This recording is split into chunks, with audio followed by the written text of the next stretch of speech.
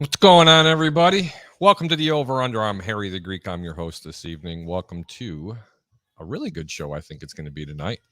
Been riding a pretty decent heater these past couple of weeks. Went 9-2 last week, just in case you were wondering. Had some pretty interesting and very deep picks this weekend. Can't wait for tomorrow. I actually took the day off. It's going to be a lot of fun. A lot of college football is going to be happening, and of course, in Chicago, they are taking on the Arizona Cardinals. It's going to be a very interesting pick for that game. Tonight, my co-host is going to be Mr. Peter Blake from the Sports Web. If you have a question or a comment for tonight's show, you can dial 727-320-5866. That's 727-320-5866. I'm your host, Harry the Greek. My co-host tonight is going to be Mr. Peter Blake. And as it says on the bottom, if you have a question for the Greek or Pete, you have a question or comment, go ahead and post it. We're going to go ahead and read it live. Don't forget to do us a favor. Why don't you go ahead and take a second and hit the like button. And most importantly, hit the share button. Put this on someone else's timeline. Because you know what? This is how we grow. We do this completely organic. We're bringing it to you live every Friday night. 8 p.m. Central, 9 p.m. Eastern. Some of the topics we're going to talk tonight, besides gambling and some of the lines, I want to talk a little bit about what's going on down in the Tampa Bay area, especially with the Buccaneers. How do you feel about what happened with Antonio Brown? And if you don't know, you must live under a rock. He falsified information and acquired a vaccination card to say that he was vaccinated for COVID-19, which broke every protocol for the National Football League. How does that make you feel? I'm dying to know. If you have it, you want to talk about it, post a comment or go ahead and give us a call at 727-320-5866. Tons of things to talk about, but I'm not going to sit here and do this all by myself. I got a guy sitting in my green room, Mr. Peter Blake from the Sports Web. He is my co-host. Peter, how the hell are you doing tonight, buddy? What's going on, buddy? Happy Friday night as there's a lot of controversy going on. But first and foremost, Harry the Greek, let me go ahead and give you that intro.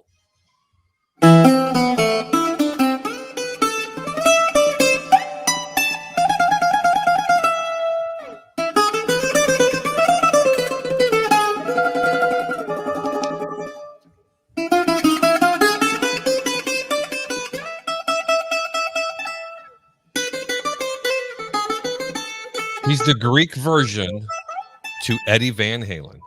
He is. Opa!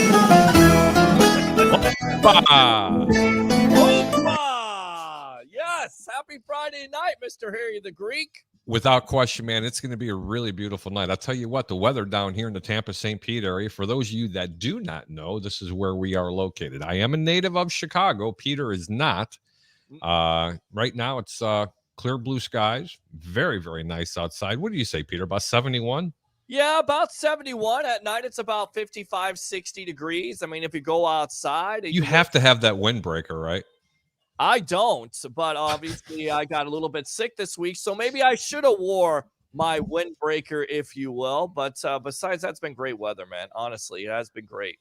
Yeah, tell me about it, man. Great. We're having fun here. It's great. Are you having fun? This is going to be fun. I'm so excited. I can't hide it. I'm about to lose control, and I think you're going to like it. Oh, Jesus. Oh, my God. Dork.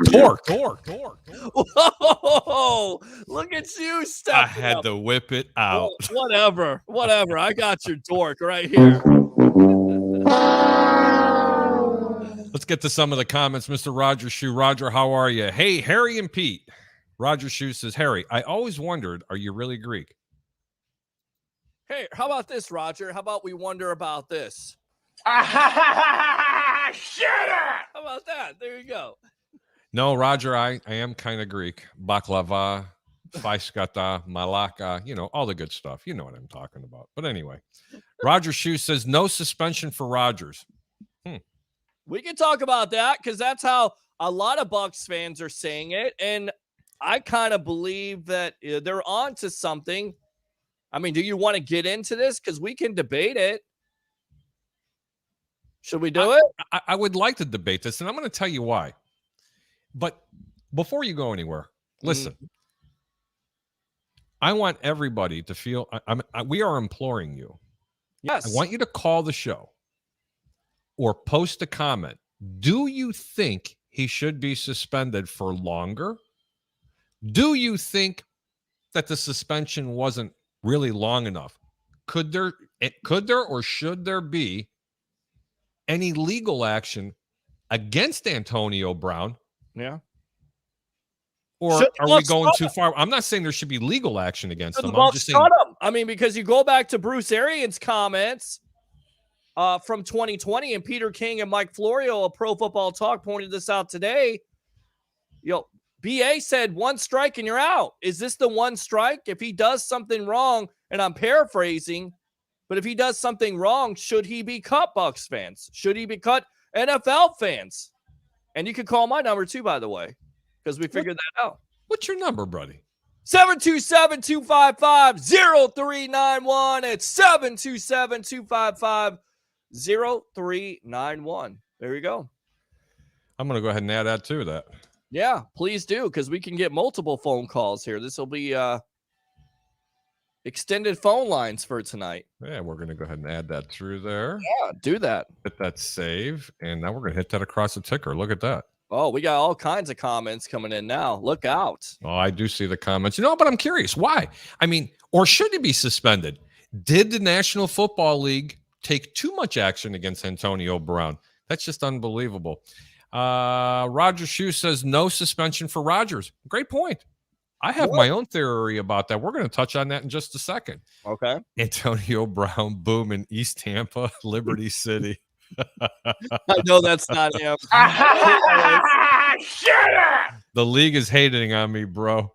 Yeah. Roger Shue says, keep that music playing. Da-dun, da-dun. Well, I can play it again. No, it's okay. And Roger says, Opa, Troy Polamalu, King Troy. Troy, what's up? I'm freaking mad. Sorry, guys. I had a bad day at sales. I think he's he's mocking you. Yeah, he is. And that's okay. That's all right, because you get this. This is what you get.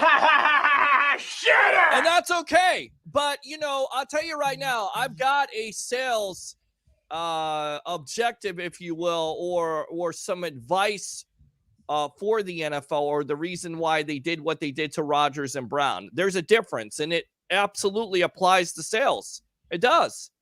Explain to me how. Okay. Well, first and foremost, sales is about not what you say, because they always say, Peter Blake, it's not what you say, it's how you say it.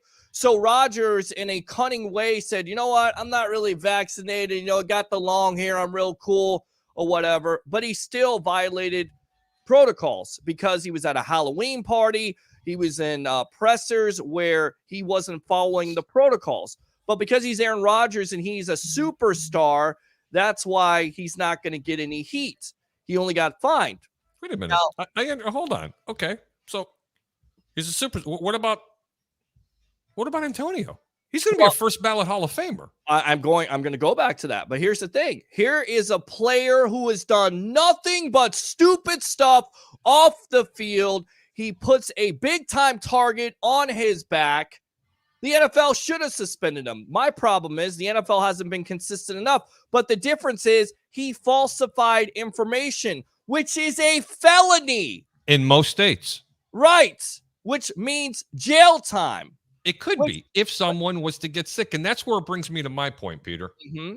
Okay. You have a head coach in Tampa Bay, in Bruce Arians, who has beaten cancer not once, twice, but 3 times. So he is a perfect candidate for a compromised immune system. Agree. How selfish can you possibly be by doing that? That's what I don't understand. It's about trust at the end of the day, right? I mean, Tom Brady goes out on a limb, vouches for him, sticks his neck out there for an Antonio Brown, and Brown does this. And a colleague of mine who texts me says, are you really surprised by this, Pete? And I said, no. You know why? Because this is the kind of stuff he does, and this is the reason why I was against Brown being a Tampa Bay Buccaneer in the first place, because you have to have trust. And honestly, can you say anybody in that organization right now should trust Antonio Brown? No. Or even Mike Edwards, who's not being talked about because Brown is the story, of course. The Bucs are 5-0 with them. He's a superstar receiver, but with all that talent comes baggage, becomes the red flags, and that's the problem. That's the problem. But I tell you right now, I'm disappointed in the way the NFL handled it. Why? Give me a reason why. Because the NFL has been consistent with one thing, not being inconsistent with some of their rulings. When it comes down to concussions, when it comes down to anything like that, lawsuits had to come down the pike for them to take action. Then they care about player safety. When it came to domestic assault, when it came to sexual crimes involving football players, well, we're only going to give Ray Rice 2 games. You had the video there where he basically slugged his wife, but we're only going to give him 2 games. But guess what? TMZ had to get involved. It came down to the bottom line. You have Deshaun Watson this year. Supposedly the NFL has taken a stand with sexual crimes. What do? Nothing. They have been silent. Why? Because he's a superstar. The same thing could be said here. Aaron Rodgers is a superstar. Antonio Brown is not. They rule in a different way. That's the reason why you have the situations you have right now with the NFL. It's a direct cause of leadership. There is no leadership. Roger Goodell should be ashamed of himself. The rest of the NFL should be ashamed of themselves because they are not consistent. Well, I'm going to have to agree with you, but I have to make a disclaimer for 1252 Sports and any other platform that is sure is forward in this. Our opinions do not necessarily reflect anything or anybody's other than myself or Peter Blake. Yeah. That's just my own opinion. But then again, that's what these shows are for. It's we can agree to disagree, but so far we're agreeing on the same subject, which is very unusual, to be honest with you. At first, I didn't think it was that big of a deal, Peter. I have to be honest with you. I didn't think at first it was that big of a deal. Sure. But then when I really started to think about it, it just keeps bringing me back to Bruce Arians. It is about Bruce Arians, and BA talked about it in his presser today. He was pissed off about it, as he should be pissed off about it. Yep. Honestly. Let's go back to the comments real quick. Rogers says, Troy says Roger is a malaka. You know what? I'm going to fire the cannons on that one. I'll give you that. For those of you that do not know what a malaka is, even though it is an international word, please Google it, okay? Because it's the Michael Jordan of a particular habit. He's the champion of something. But anyway. And this is David Moser, by the way. This is off I Love St. Pete, I believe. It is. You all don't find it funny that the guy said Antonio Brown had a fake vaccination card 1 week, and then the following week he got hurt and hasn't been on the field since. I think there's more going on in the organization than what they're telling us. And after last year, we know that they can cover up injuries. You don't think they can take them too? That's a really good point, David. Absolutely. Why? But every team in the National Football League does that. And you know who's the master of that? There's one particular organization. Let's see if Peter can read my mind. The New England Patriots. Bingo. Bill Belichick. Absolutely. And I agree with you on that. There's certainly a possibility. Now, can we say we know for sure? Of course not. We can't even say that it was the whole fake vaccination card because the NFL didn't say that. What they said is he violated the protocols. What he said or what the NFL statement was is that Mike Edwards, and of course John Franklin, I believe was the third. He's not even on this team at this point, violated the protocols. So everybody's point has been on Facebook that I read is, well, Antonio Brown deserved it because he falsified the vaccination card. We don't have any proof of that. What we have is he violated the protocols. So to that point, Aaron Rodgers violated the protocols and he only got fined. Why? Well, hold on now. There's a little bit of difference between the two of them here. Yes. Okay? One's Aaron Rodgers may have misled you. They both misled you. One actually procured information, okay, and got a phony vaccination card that was produced. Sure. Did Aaron Rodgers do that? Now, believe me, I am definitely not a backer and an admirer. First off, I don't like Aaron Rodgers. Okay? I'm starting not to like him either, but actually I feel like he did worse because How? That's a great point. Go ahead and tell me why. he showed up to a Halloween party that he wasn't supposed to be at because he wasn't vaccinated. And then on top of it, he put all those media members in jeopardy to get something because he wanted to go about it like he was vaccinated. And the reason why, once again, it goes back to the sales analogy, excuse me, if I can talk, it's not what you say, it's how you say it, because Roger was slick about it and did what he did. You know, the NFL, everybody else laughed about it. But what I say is, as the kids would say these days, you'll keep the same energy at this point. You know, all the media members keep the same energy that you had with Rodgers. Keep it with Brown, too. People are attacking Brown. They should be attacking Rodgers the same way. It's worse. I'm sorry, Peter. Wow. My computer just did something funny. I'm still live. Well, there you go. I don't know what happened there, but we had some Wi-Fi problems. So I was like, wow. Well, you know what happened? Yes. We got Antonio Brown. I think we did. I think we got AB'd. I mean, honestly, do you feel like Rodgers? For me, I think it was worse. But the reason why it's not being talked about as much is because of how he said it, how he went about it. I think what AB did was more deceiving. I think what Aaron Rodgers did was more, he thought about it, and he didn't want to get into the political discussion of it, which we're not going to. Again, I'm not going to politicize this. No. But what Antonio Brown did was egregious. Okay? You don't go out and pay money and procure vaccination cards. So let me tell you something. And by how the many way, other players did he do this for? On how many other teams? By the way, if Brown's not a dumbass and he pays his chef the $10,000, then maybe we're not having this conversation at the end of the day. And that is the key to the whole thing. You see, Brown is consistent also. He's a dumbass off the field. He's owed people before. He's done stupid stuff to put a target on his back, and he hasn't learned. He's going to have to learn one of these days. He's going to have to hit rock bottom, and he may go to jail for this. And you know what? He has nobody to blame but himself. Bucs fans, stop blaming Tampa Bay Times and Rick Stroud. Stop blaming everybody else when the answer is staring you right in your face. It's Antonio Brown that did it to himself. Period. Great point, Peter. That's a great point. And you know what? I love your passion about it, Peter, because I'm going to tell you right now, as much of a problem that Antonio Brown brings to your team, he's also that much of a benefit for a team. And I'm going to tell you right now, that's going to be the first game we're going to talk about. These Tampa Bay Buccaneers have surely been missing him. I can tell you that right now. So for every action can cause a reaction. Tampa Bay right now is an 11-point favorite, Peter. 11 points. Yeah.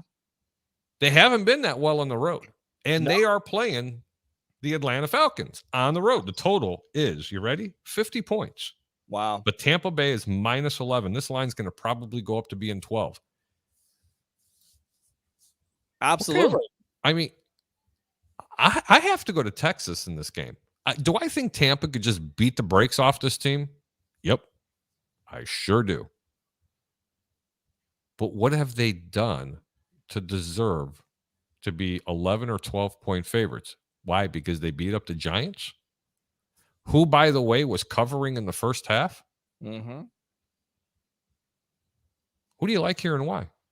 You got to like Tampa Bay, and you got to like Tampa Bay big. And I tell you why you like Tampa Bay big at this point. They found their defense. Finally, that defense in the second half that was down 24-14 only gave up 7 points. They also caused, 4 turnovers in that second half? They shut down one of the best running backs in the National Football League, if not the best running back, in Jonathan Taylor. And the reason why you favor them is because they're getting healthy. With Carlton Davis coming back, one of their best corners. Even though you may not have Jamel Dean, you're going to have Carlton Davis. You're going to have Sean Murphy-Bunting. You're going to be a lot healthier. And let me tell you something, Bucs fans and everybody out there watching this team right now saying this was the worst thing that could happen to this team. No, it's not. In fact, thank you very much to the National Football League and Roger Goodell, because basically you just gave the trophy to the Tampa Bay Buccaneers. And let me explain why. Oh boy, I'm dying to hear this one. Antonio Brown is going to have an opportunity to get healthy. He was going to miss the next 2 games anyway, but now he's going to have 3 games. Then on top of it, Mike Edwards was hurt. He's going to have an opportunity to get healthy. This whole team is going to have an opportunity to get healthy. And then on top of it, you got a guy like Tom Brady who just needs that little switch, right? That little, what's it called? That spark. With that suspension, it's going to ignite this locker room. This team is going to be that much better for it. They're going to be healthy. And when it hits postseason, they're going to beat the brakes off of most of every team in the NFC. And I tell you right now, it's setting up for a great one. It's great, right? It's setting up for that rematch, the Green Bay Packers versus the Tampa Bay Buccaneers in the NFC Championship game. The guy who should have got suspended versus the guy that got suspended. I'm telling you right now, thank you very much to the National Football League for what you did. You know what? I kind of see it in a little bit of a different light as well. There's only so many times you can disrupt a locker room, Peter. Agree. Even with the great Tom Brady. And let me explain why on this one. Look, he's been doing this a long time. He really does some dumb shit. Yeah. Let me call it. Let me call it what it is. Sure. Okay. And for what he did was egregious. You just can't continue to do this. No. Now you could have personally affected the head coach of this football team. Okay. So some of these players are going to get a little tired of him not being around. Oh, my toe hurts. Oh, I got suspended because I wanted to produce something. That's not being a team player. Sure. And that's why that team won a Super Bowl, because of a team. I don't want to get too much of a tangent on talking about what Tampa Bay is doing. I want to go ahead and start talking about some picks, but you and I can agree to disagree on that. Peter. Well, with that being said, I mean, at the end of the day, it's about not only on the field, but off the field. If Bruce Arians and this Tampa Bay Buccaneer organization wanted to do something, they would have already done it. They're not going to do anything. What they're going to wait for is for this whole thing to play out, for this offense to get healthy, for this defense to get healthy, and then look out. They're the same team they were last year, period. In fact, they actually may be better because if they get Richard Sherman back, they have that much more depth. I'm telling you. Without question. Congratulations to the National Football League. You really pissed off this team, and this team will find a way. Tom Brady will find a way, and they've also found a running game. And once again, that defense last week was pretty good in that second half versus Carson Wentz and Taylor. It did look a lot better. Troy Polamalu says 2 NFL players suspensions or extra days off. You know, to certain players, I would probably agree with that. To some of the veterans, but when they get suspended, they're losing their pay, though. Right. There's a big difference, especially to a guy that didn't get the money that he wanted. Let's talk about that. Sure. On another time.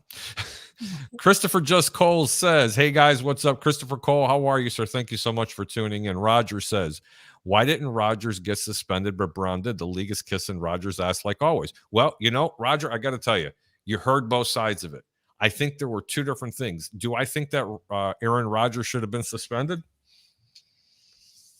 They both lied. I mean, at the end of the day, if you're going to break it down, they both lied. I wouldn't say, and again, I'm not defending Aaron Rodgers. I don't think he lied. He misled you. There's a huge difference, Peter. He lied. It is what it is. It's called, it's called lying. That's what it's called. When you're going to a Halloween party that you have no business going out of, when you're out of the facility, and you're leading the team and leading everybody else on that you're vaccinated and you're not. And if people are saying, well, the NFL knew and the team knew, okay, then there should be no suspension for anybody. That is the problem. That is the point. The NFL has to be more consistent. It can't be, well, you know, it's Aaron Rodgers. We'll give him a break. But Antonio Brown, that guy's bad. No, across the board, be consistent with it. If you're consistent with it, look, if you make an example out of somebody at the end of the day and say, look, if you don't get vaccinated and you violate those protocols, you're suspended for 6 to 8 games, period, or you're suspended for the year, I guarantee you people will be following those protocols. Bet me. Without question, they would have to at that point. So then again, the politics would come in, and then you got the cancel culture coming in. It's absolute leadership, a lack thereof. This guy gets paid $40 million a year to make the right decisions, and he makes wrong decisions all the time, and he wonders why the NFL is out of control. Okay. All right. That's fair enough. We already read that one. Roger Shoe says, Pete, we got killed today. Roger Shoe says, remember, there are HIPAA laws. Absolutely. Sure. I do get that. Roger Shoe's money talks, bullshit walks, without question. Christopher Cole says, it's like they had a witch hunt against Brown. You know, Chris, I love you, guy. Mm-hmm. This one, I'm going to have to disagree with you. I don't think they had a witch hunt for the man. I don't. He's a high-profile player. Let me really get this across to you. Antonio Brown is a very polarizing individual. Sure. Okay. Would anybody want to sit there and say he's quiet? No. Would anybody say that he's a church mouse? No. Just sits in the corner? Absolutely not. No. Anytime, especially when you're Antonio Brown, with the history that you've had, if you sneeze or spit on the sidewalk the wrong way, there's going to be publicity about it. Now, whether or not he likes it, I have no idea, but I have dedicated way too much time talking about AB. Facebook user, Brady doesn't care, and I don't think Brady trusts him either. Just like in New England, he needs a route running wide receiver, which he didn't have in New England or here in Tampa. Looks at everything he did when he left New England between the Raiders and the sexual assault. As long as he's there on Sunday, Brady doesn't care in my eyes. Another great comment. That could be very, very, very true. Roger Shoe says, yeah. I got a guy has great Vax cards, only $500 now till Christmas. You know what? I'm just gonna give it to him. Yeah.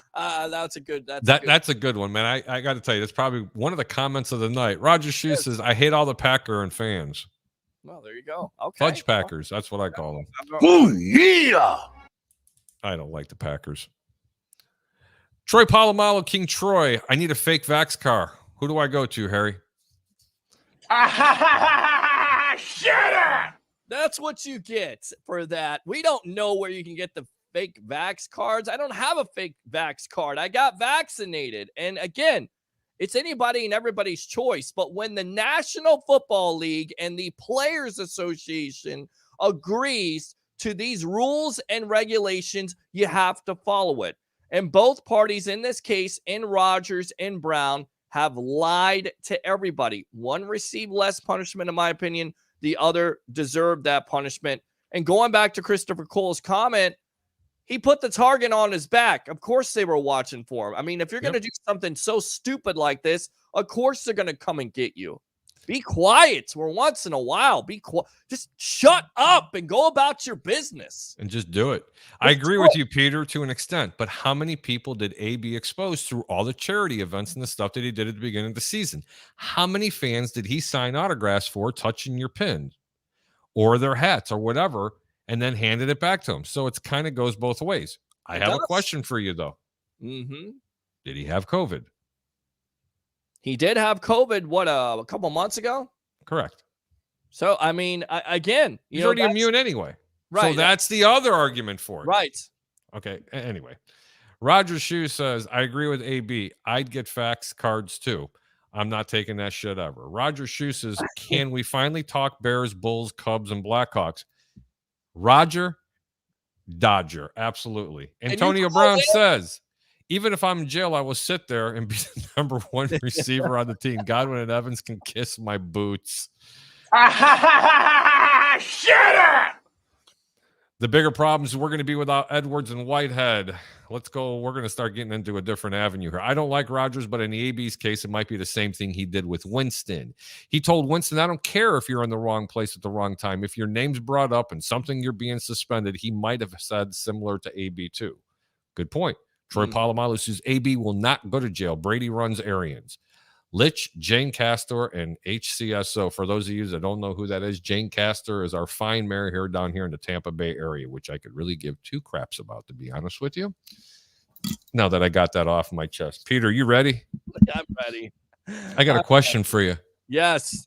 What do you think this? Let's talk NBA for a minute. You know, it's just something that's like right in our wheelhouse. You know, right? Sure. Who's a surprise team in the national? I'm sorry, in the NBA this year. Well, I think there's several surprising teams on this platform. You would have to say it's the Chicago Bulls. 15-8, baby. But is it really surprising? I mean, honestly, what they did in the offseason, what they've done the last two off seasons here to put this collection of players together, Lonzo Ball, DeMar DeRozan, Vucevic, Say that name again. I love it. DeMar DeRozan, Yep. Lonzo Ball, Yep. We got the good ball there. Orlando. I mean, right. I mean, honestly, they put this team together. You already have Zach LaVine. So, to me, it's not really a surprise. I think a lot of people say, well, it takes a little bit for a team like that to come together. That's probably been the biggest surprise. Well, let me tell you something. First off, a lot of people were down on, the Bulls acquiring Vooch because they said that he had all this talent here in Orlando and never did really anything with it. What talent? That's because Give me a break. The Magic are a terrible organization. I mean, they're just horrible. They wasted his great years, and honestly, he still has something left with the Bulls, so they should be fortunate. But honestly, it's a travesty, and it's horrific that anybody would say that the Orlando Magic are a great organization and they know how to cater to talent. They're terrible, and I'm a Magic fan. Yeah. Well, they say right around the mid part of this month, Kobe White's going to be joining this team back up. What I'm really, really, really shocked about is how did DeRozan and Zach LaVine even coexist on the same floor? It's almost like these guys have been playing forever. Listen, I've been a Bulls fan my entire life. Mm-hmm. Okay, it is so refreshing to see this team go. I'm gonna compare this team. If they continue to play this way, I think this team could actually be better. Drum roll. Not anything from the 90s, okay? Okay, I'm not going to get thrown off the air here. No. I think this team could be better than the Derrick Rose and the Joakim Noah era. I really do. That's saying a lot, but because I'm not saying I'm telling you right now, I honestly think that this team could actually be better. I still think they need another big man. Just in my opinion. I do like what Vooch is doing, but I think they could use another big man because I think they need a little bit more of a physical presence under that hoop. Yeah, I'm a guy that still likes defense. I like defense too, but at the end of the day, you got to shoot the three. If you can shoot lights out and you can get a rim protector, a guy that can at least rebound, which you're right about, you don't need somebody to take over a game. You just need shooters out there, and you got to guard on the perimeter. That's what you need at this point. And the Bulls have it. The Bulls can do it. The Bulls can go a long way as far as they want to go because honestly, yeah, you have Brooklyn. Yeah, you have Milwaukee, but you got a lot of talent with the Chicago Bulls. They're going to be very exciting to watch this year. And I tend to agree with you. They could be as good as that Derrick Rose-led team that, by the way, challenged the super team of the Miami Heat with LeBron James, Dwayne Wade, and Chris Bosh. And I tell you right now, they were that close to knocking them off. Of course, Rose gets hurt and it changes history there, which was disappointing. But that team was pretty close to knocking off the Heat. We'll see what this Bulls team can do this year. I know it's still early. They're only like 20, 25 games into the season. I actually see this team making it to the conference finals. That's just my opinion. They're that good. I think they can play with anybody in the East. It's a little debatable what they can do to teams in the West. Right. I was pretty impressed what they did with that West Coast trip because that was really long. They do that once a year. Sure. They played formidable against Golden State. I mean, they held their own. But you have to remember, this team still is learning how to play together. Sure. And it's just going to continue to get stronger, and stronger. But in my opinion, they need to start playing a little bit more defense. But that's not today's football. That's not today's basketball. Roger Shue says, I agree with you, Harry, the Bulls. Adam Padermo. Adam, what's going on, little brother? What's up, boys? This Bulls team is better than the 2001 Sixers. Led by who? Allen Iverson, who went against who? Shaq and Kobe in the Lakers. And here's a player that was 165 pounds that is very underrated.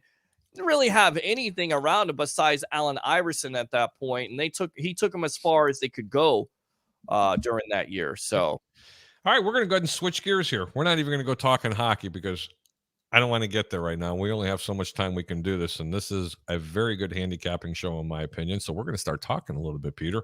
Great tomorrow. Show. There's a whole bunch of college games going on, but there's two of them that I'd like to talk to you about. I want to talk to you about the Tiny 10 and the SEC. In the Tiny 10, we got Iowa at Michigan. Michigan is 11.5-point favorites. I was wrong. Let me go full screen. And I lost a boatload of money. Let me repeat it. I lost a boatload of money because I didn't think there was any way in hell that Michigan was going to be able to even think about keeping up with Ohio State. They beat the brakes off this team from start to finish. There was only about a 2 or 3 minute span in the first quarter that I thought Ohio State may have taken control of this game, but Michigan went, nope, go away, you peasant. It's going to be for us. Peter, who do you like here? Michigan's 11.5-point favorites against Iowa. It's going to go up to 12 points. Who do you like and why? I like Michigan in this game. I think they're a team of destiny. Honestly, Jim Harbaugh has finally got the team not only running the ball, but playing good defense. And I told you they could stay in that game. I was wrong. I picked Ohio State, but I told you it'll be a closer game. And the reason why was that defense, especially on the edges. They have two guys that most likely are going to be in the first round next year of the NFL draft that can get after it. I like Michigan in this game. I think it's going to be a little bit closer, not a blowout. But once again, finally, Jim Harbaugh has the team that can win. And who knows, can scare maybe a couple of these teams in the NCAA.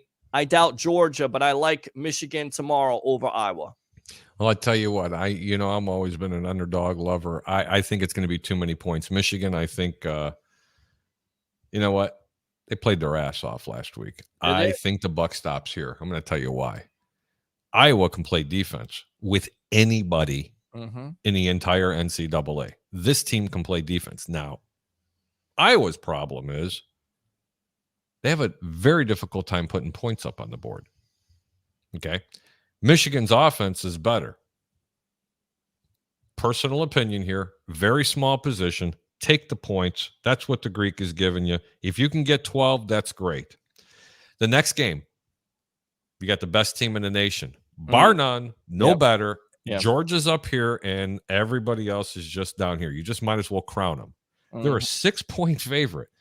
Peter, why am I having a hard time pulling the trigger in this game and just saying Georgia's a cinch? I mean, essentially, I think honestly that Georgia's going to win this game by 20 points. But we're talking about Nick Saban. Okay, I almost sounded like Allen Iverson here for a second. I mean, you're talking about practice? Right. No, man, we're talking about Nick Saban in the Alabama Crimson Tide. Even if they lose, they're still going to be in the playoffs. You want to bet?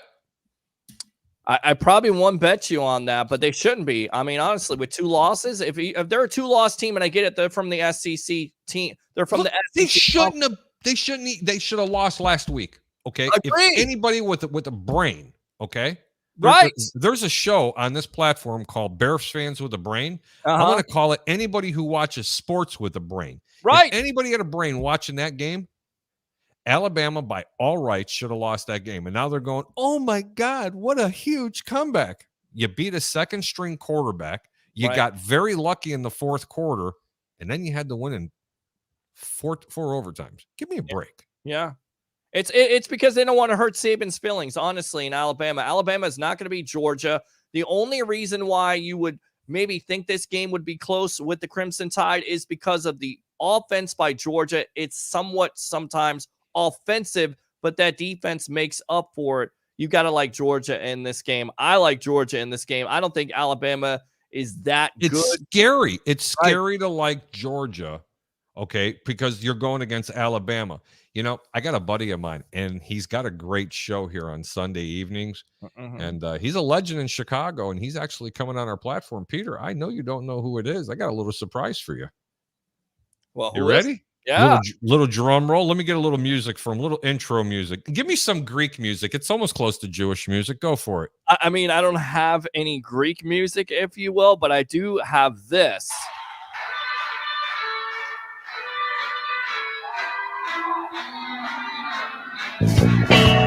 Come on, baby, don't you wanna go?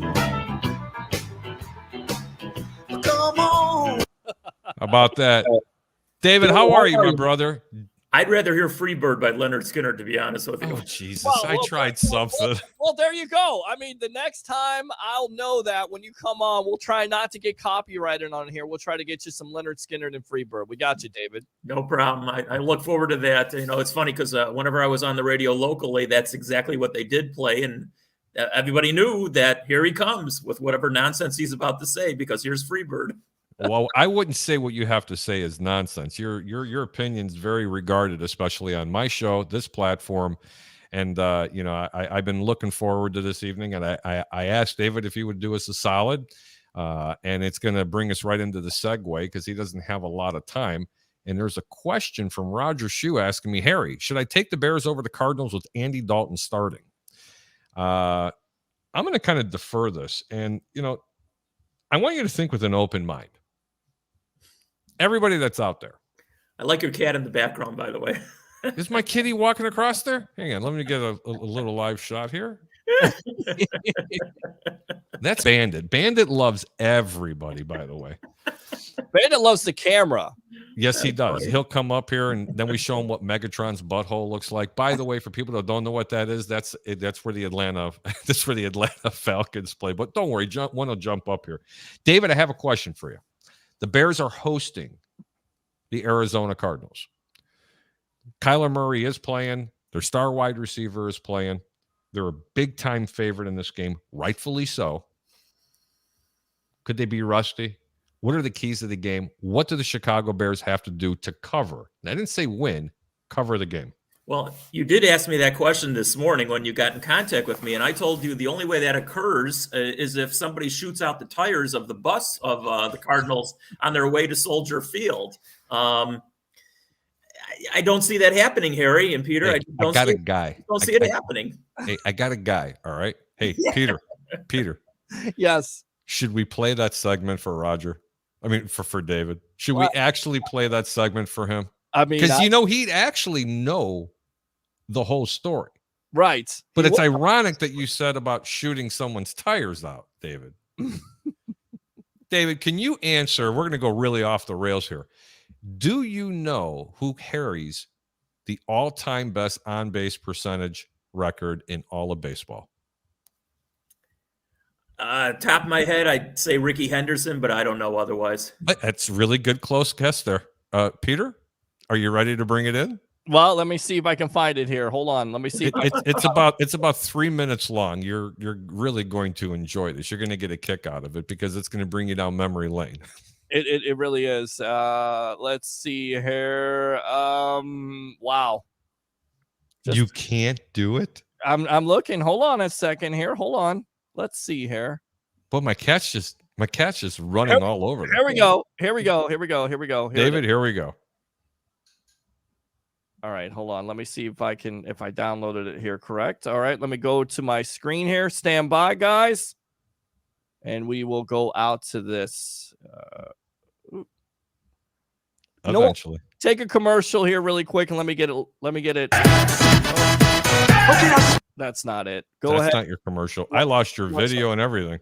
Yeah, you lost me on video. That's all right. I'm still talking, right? You can still hear me? I can still hear you. I'm going to put you in my back room. I'm going to go ahead and talk to David, okay? Okay, do that. Or you can look up Freebird, either one. No, but really, besides shooting out the tires, what do the Chicago Bears have to do in this game to be able to cover the points that they're underdogs by? Well, obviously, whenever you're getting that many points at home, I mean, it looks really tempting, obviously. I mean, you want to control the football. I mean, that's what you got to do. You got to keep your offense on the field and keep your defense off the field and limit the Cardinals to the amount of points that they're going to score. I mean, the Bears are a banged-up team. Obviously, Fields is not playing. Dalton is playing. Dalton's the better quarterback, so actually he gives them a better chance of winning the game. I don't know if he's going to be spectacular, but he's, more steady and has more a semblance of the offense. So, I don't think Justin Fields not playing hurts the Bears at all. But what does hurt the Bears is all the injuries that they have, especially on the defensive side of the football. Akeem Hicks is likely not going to play. Khalil Mack is out for the season. Eddie Goldman, I don't think he's going to play.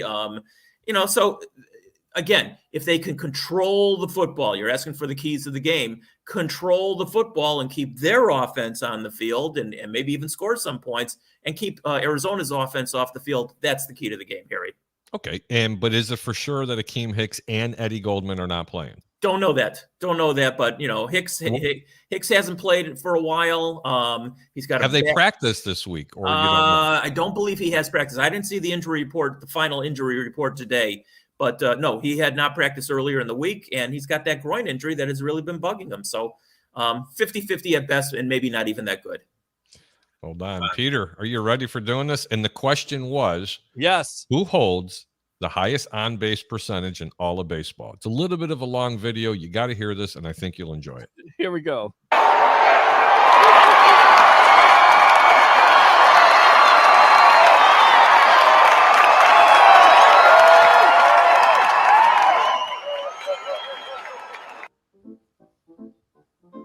Ah, baseball, our nation's pastime. Some may love the game for its nostalgic simplicity, and others it's just for the peanuts. But very few actually know of a game that took place on August 19th of 1951, where one of the strangest at-bats ever took place. The team, the St. Louis Browns, and their legendary owner, Bill Veeck, who would do anything to draw a crowd. What's behind your theory of showmanship in baseball? Well, I happen to have a very ridiculous theory, according to many ball club operators, that it should be fun. You know, I don't think that baseball is such a grim, serious thing. Sure, I don't want to interfere with the game, but I do want everyone who comes out the ballpark to have fun. And look, let's face it, often the ball game is not the most exciting thing that ever's happened. This is Bill Veeck. He's a legend in baseball. He's also a one-of-a-kind man. He's a dreamer who's not satisfied until his dreams come true in front of a full house. For 50 years, Bill has dreamed up thousands of different schemes. The paying customers. He put the players in shorts, installed a shower in the bleachers, and built the world's first exploding scoreboard.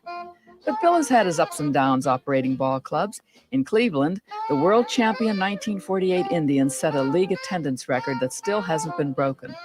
But he nearly went broke 5 years later with the St. Louis Browns.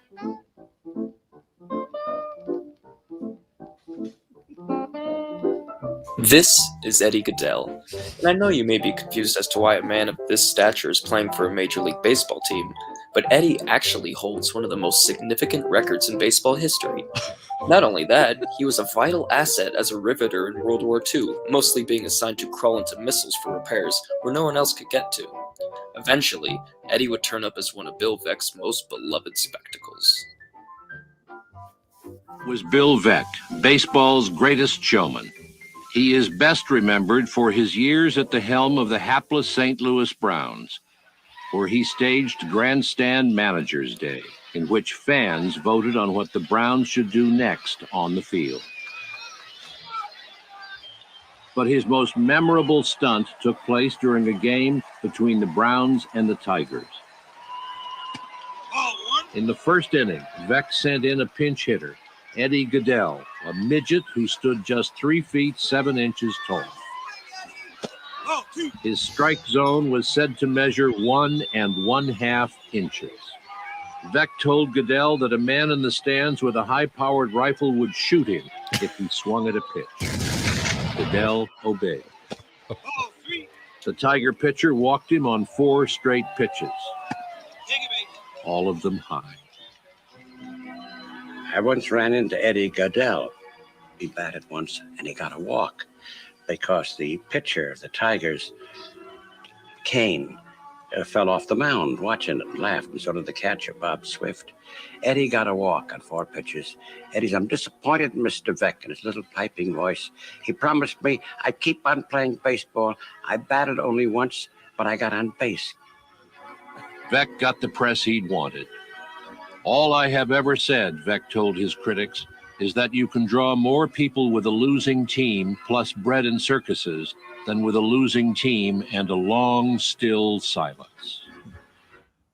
Veeck did get the press that he wanted. All right, man, go ahead and cut it from here. Dollars for that. All right. Let me tell you a couple stories about that. First of all, the pitcher was Bob Kane. Eddie Gaedel was a Chicagoan, by the way. He was a ladies' man. Oh, that I don't know.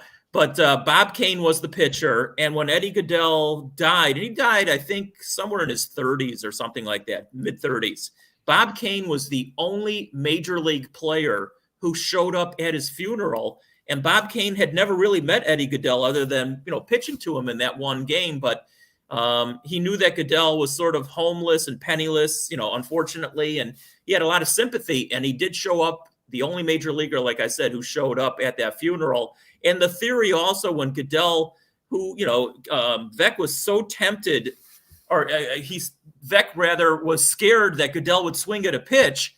So he told Goodell that he had a sniper in the upper deck with a rifle trained on him, that if he swung at any pitch, that he would kill him. And so Goodell probably was leaking down his leg when he was standing at home plate. So that's part of the story. Now, I'll tell you also, when I first broke in as a reporter many moons ago, Bill Veck was still the owner of the White Sox. And so I would sit and watch him. I don't know if I ever got involved with any of the conversations. I might have. I can't remember. But I would watch him cajole everybody with conversations after the game in what's called the Bard's Room at the old Comiskey Park. And he could drink like nobody else. I mean, he was famous for putting away dozens of beers in one sitting. And he was also a chain smoker, unfortunately. And I think that ultimately killed him. And he had an ashtray that was built into his wooden leg. So he would, when he was done with a cigarette, he would put it out literally in his wooden leg ashtray. So he was a character and a half. Oh my God. But they did say that Eddie Goodell was quite the ladies' man. There's a portion of that video at the end where he's standing up on the bar and he's surrounded by all these women. He made $15,000 in endorsements. Yep. David. That's a lot of money back then. Apparently he used only to made drink 100. He only made 100, David, when he was a Major League Baseball player. But when he wasn't, he made $17,000 or 15 or something like that. And get this, he was known for having the propensity of getting into barroom fights. Can you imagine this? This 3'7" guy getting into a barroom fight? Well, I mean, he could punch some guy in the nuts and probably, run under his leg and get away. I mean, he probably could, but it was one of the funniest things I've ever seen. And you know what? It brings me to another story. I was talking to Roberto Hernandez, the former Major League pitcher, and I told him, I says, bro, who led the national? I mean, who led all of baseball, all time, and on base percentage? That was Barry Bonds. He's going through it. And I was like, no, a guy named Eddie Goodell. And he got so pissed when I said that. And he goes, you know what? And I was like, what? If they would have done that to me after the first pitch, I would have aimed right at his head. He never would have came into a game again. He says, if he's going to walk and they're going to make a mockery out of me, I'll put him on first base. All right, so that's obviously a little bit of a trick question, and I should have thought along with you. I mean, he only had one plate appearance and he got on base, so obviously it's 1,000% on base percentage.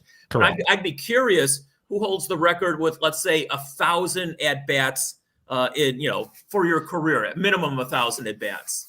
I'd be curious who that is. That would be an awesome question. But I bet you one thing. If we ever did a show and we were doing basketball trivia and I had to put my money on somebody, Peter, I'm sorry. Mm-hmm. That man sitting right down here is a walking almanac.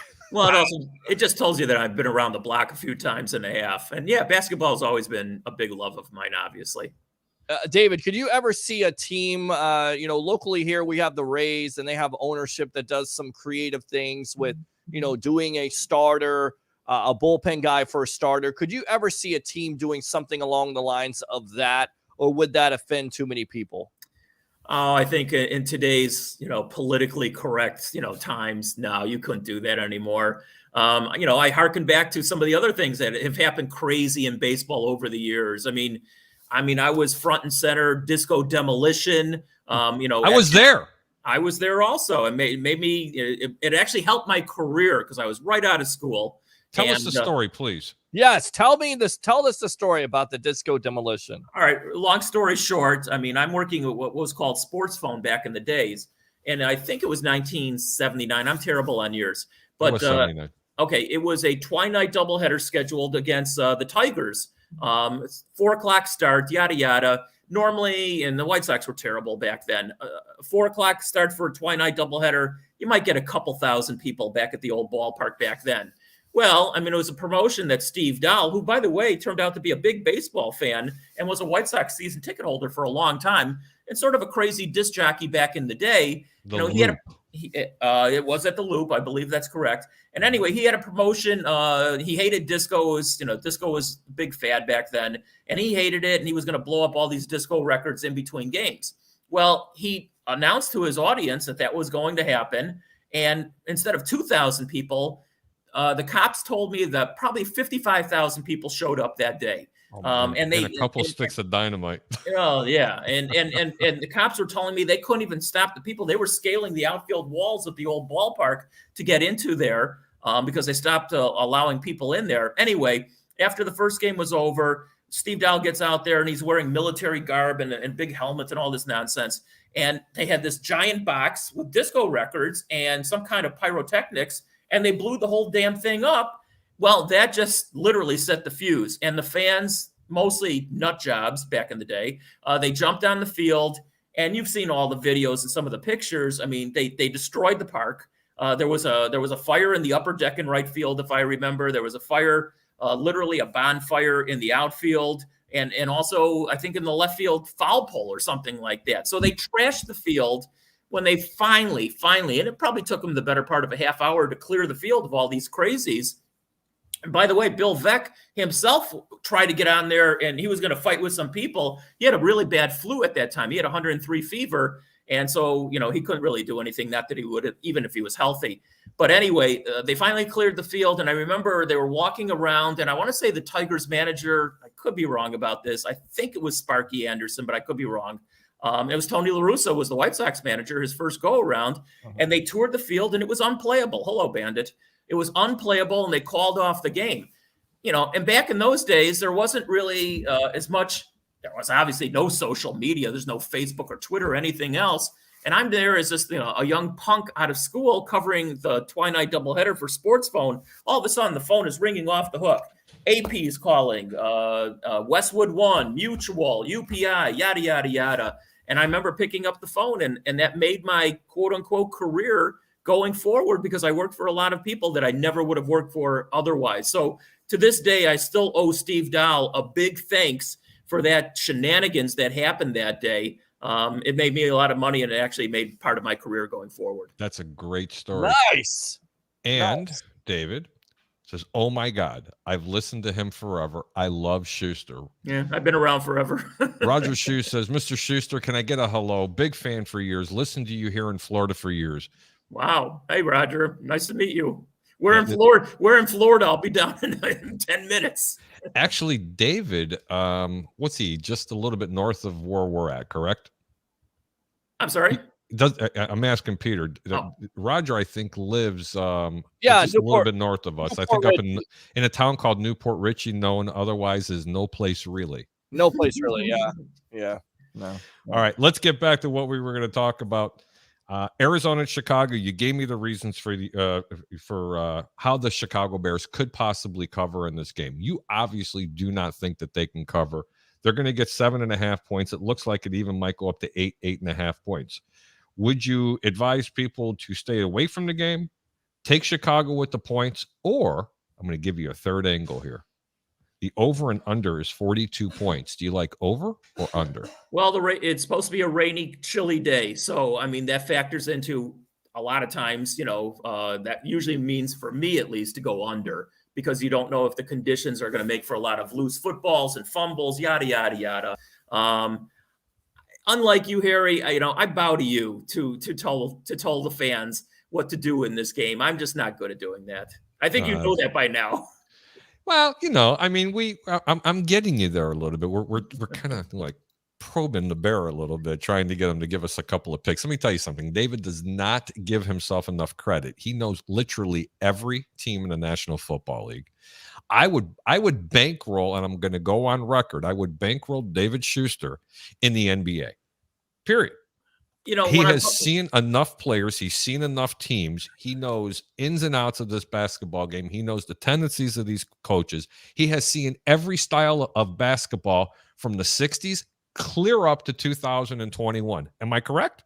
Pretty close. Yeah. Okay. I've seen a lot of basketball. The only time I've ever really gambled, obviously, is when I've gone to Vegas. And I feel like maybe I do have a little bit of a niche because I've seen a lot of the teams and I know a lot of the tendencies, like you say. And bottom line is I know a lot of the dogs on the team. So if a team's playing 4 games in 5 nights, I know which players might take the night off, so to speak. So that's about it. But otherwise, in the NFL, listen, I think this year more than any other, guys. And Harry, you're the expert here. There's been some crazy things that have happened in pro football this year. That's all. I'm going to tell you that because I know Peter has some questions for you, and I know you have to get out of here. the Arizona Cardinals have not covered on a couple of really big being favorites. Okay. One of them was against Minnesota. I think they also played Houston.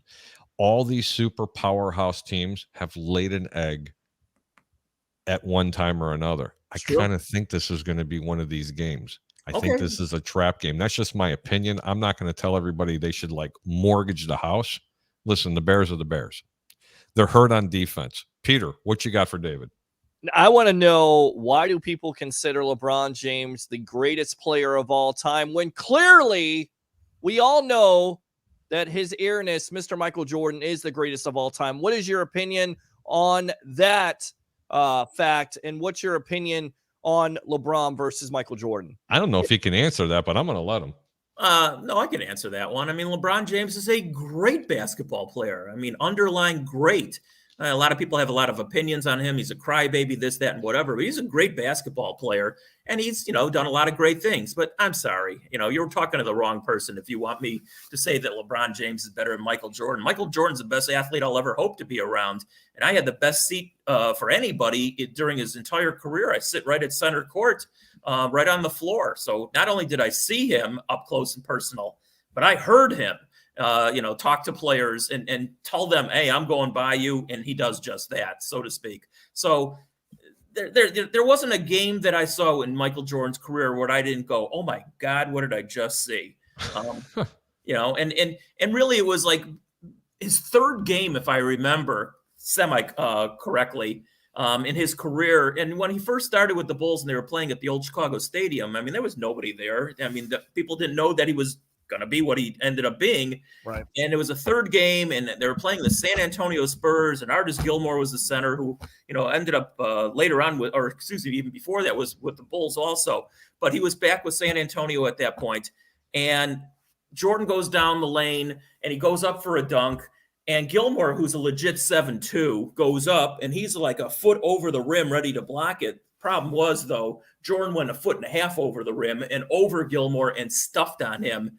And from there on out, I just couldn't believe what I was seeing. I mean, he was, if you ever want to have a real treat, go on YouTube sometime and just look at, I'm sure you probably have, look at some of the Jordan highlights, not only his entire career, but especially early on, even before they started winning. He played early on with some really garbage teams when he first came to the Bulls. So he had to do everything. He was so incredibly athletic that I used to say, for me, it was like seeing not that I'm into ballet, but he was like seeing Baryshnikov and Nureyev just flying around, the theater stage or something like that above everybody else. I mean, unbelievable.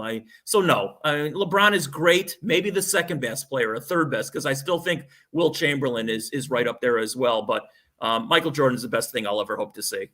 In this era of basketball, do you think Jordan would dominate? And Sure. then going to the same conversation, do you feel like LeBron would do the same thing in Jordan's era? Because I kind of feel like the physicality of the game has changed. I think LeBron wouldn't be necessarily the best player, the greatest player in that era because it was so tough, but Jordan would absolutely thrive in this one.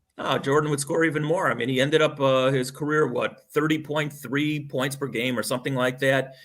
You could up it a few more points in today's NBA because they don't have hand checking and all that kind of stuff. LeBron would have been great back then too. And listen, LeBron is a legit 6'8", 6'9", 265, 270 pounds.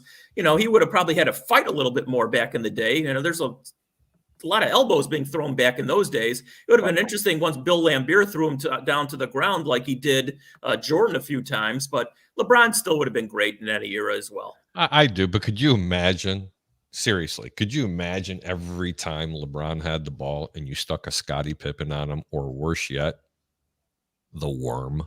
Oh, yeah. Honestly. Can you imagine sticking the worm on LeBron? How long would it take? I give the over-under 1/4 of basketball of Dennis Rodman just absolutely sticking on him like glue, because nobody had a higher motor ever. I've never seen anybody with a motor that Dennis Rodman had, and that was his biggest attribute. He couldn't shoot, but boy, he just knew leverage. He knew exactly how to rebound. It was one of the biggest acquisitions in Chicago Bulls history when they got Dennis Rodman. You'd No. have to agree with that. Oh, yeah, it was a smart acquisition. I mean, a lot of people were critical initially because, listen, when he was with the Pistons bad boys, I mean, he was dirty against the Bulls, before they became the Bulls of, champion status. So, I mean, he was evil when he was with Detroit, but you know how it is.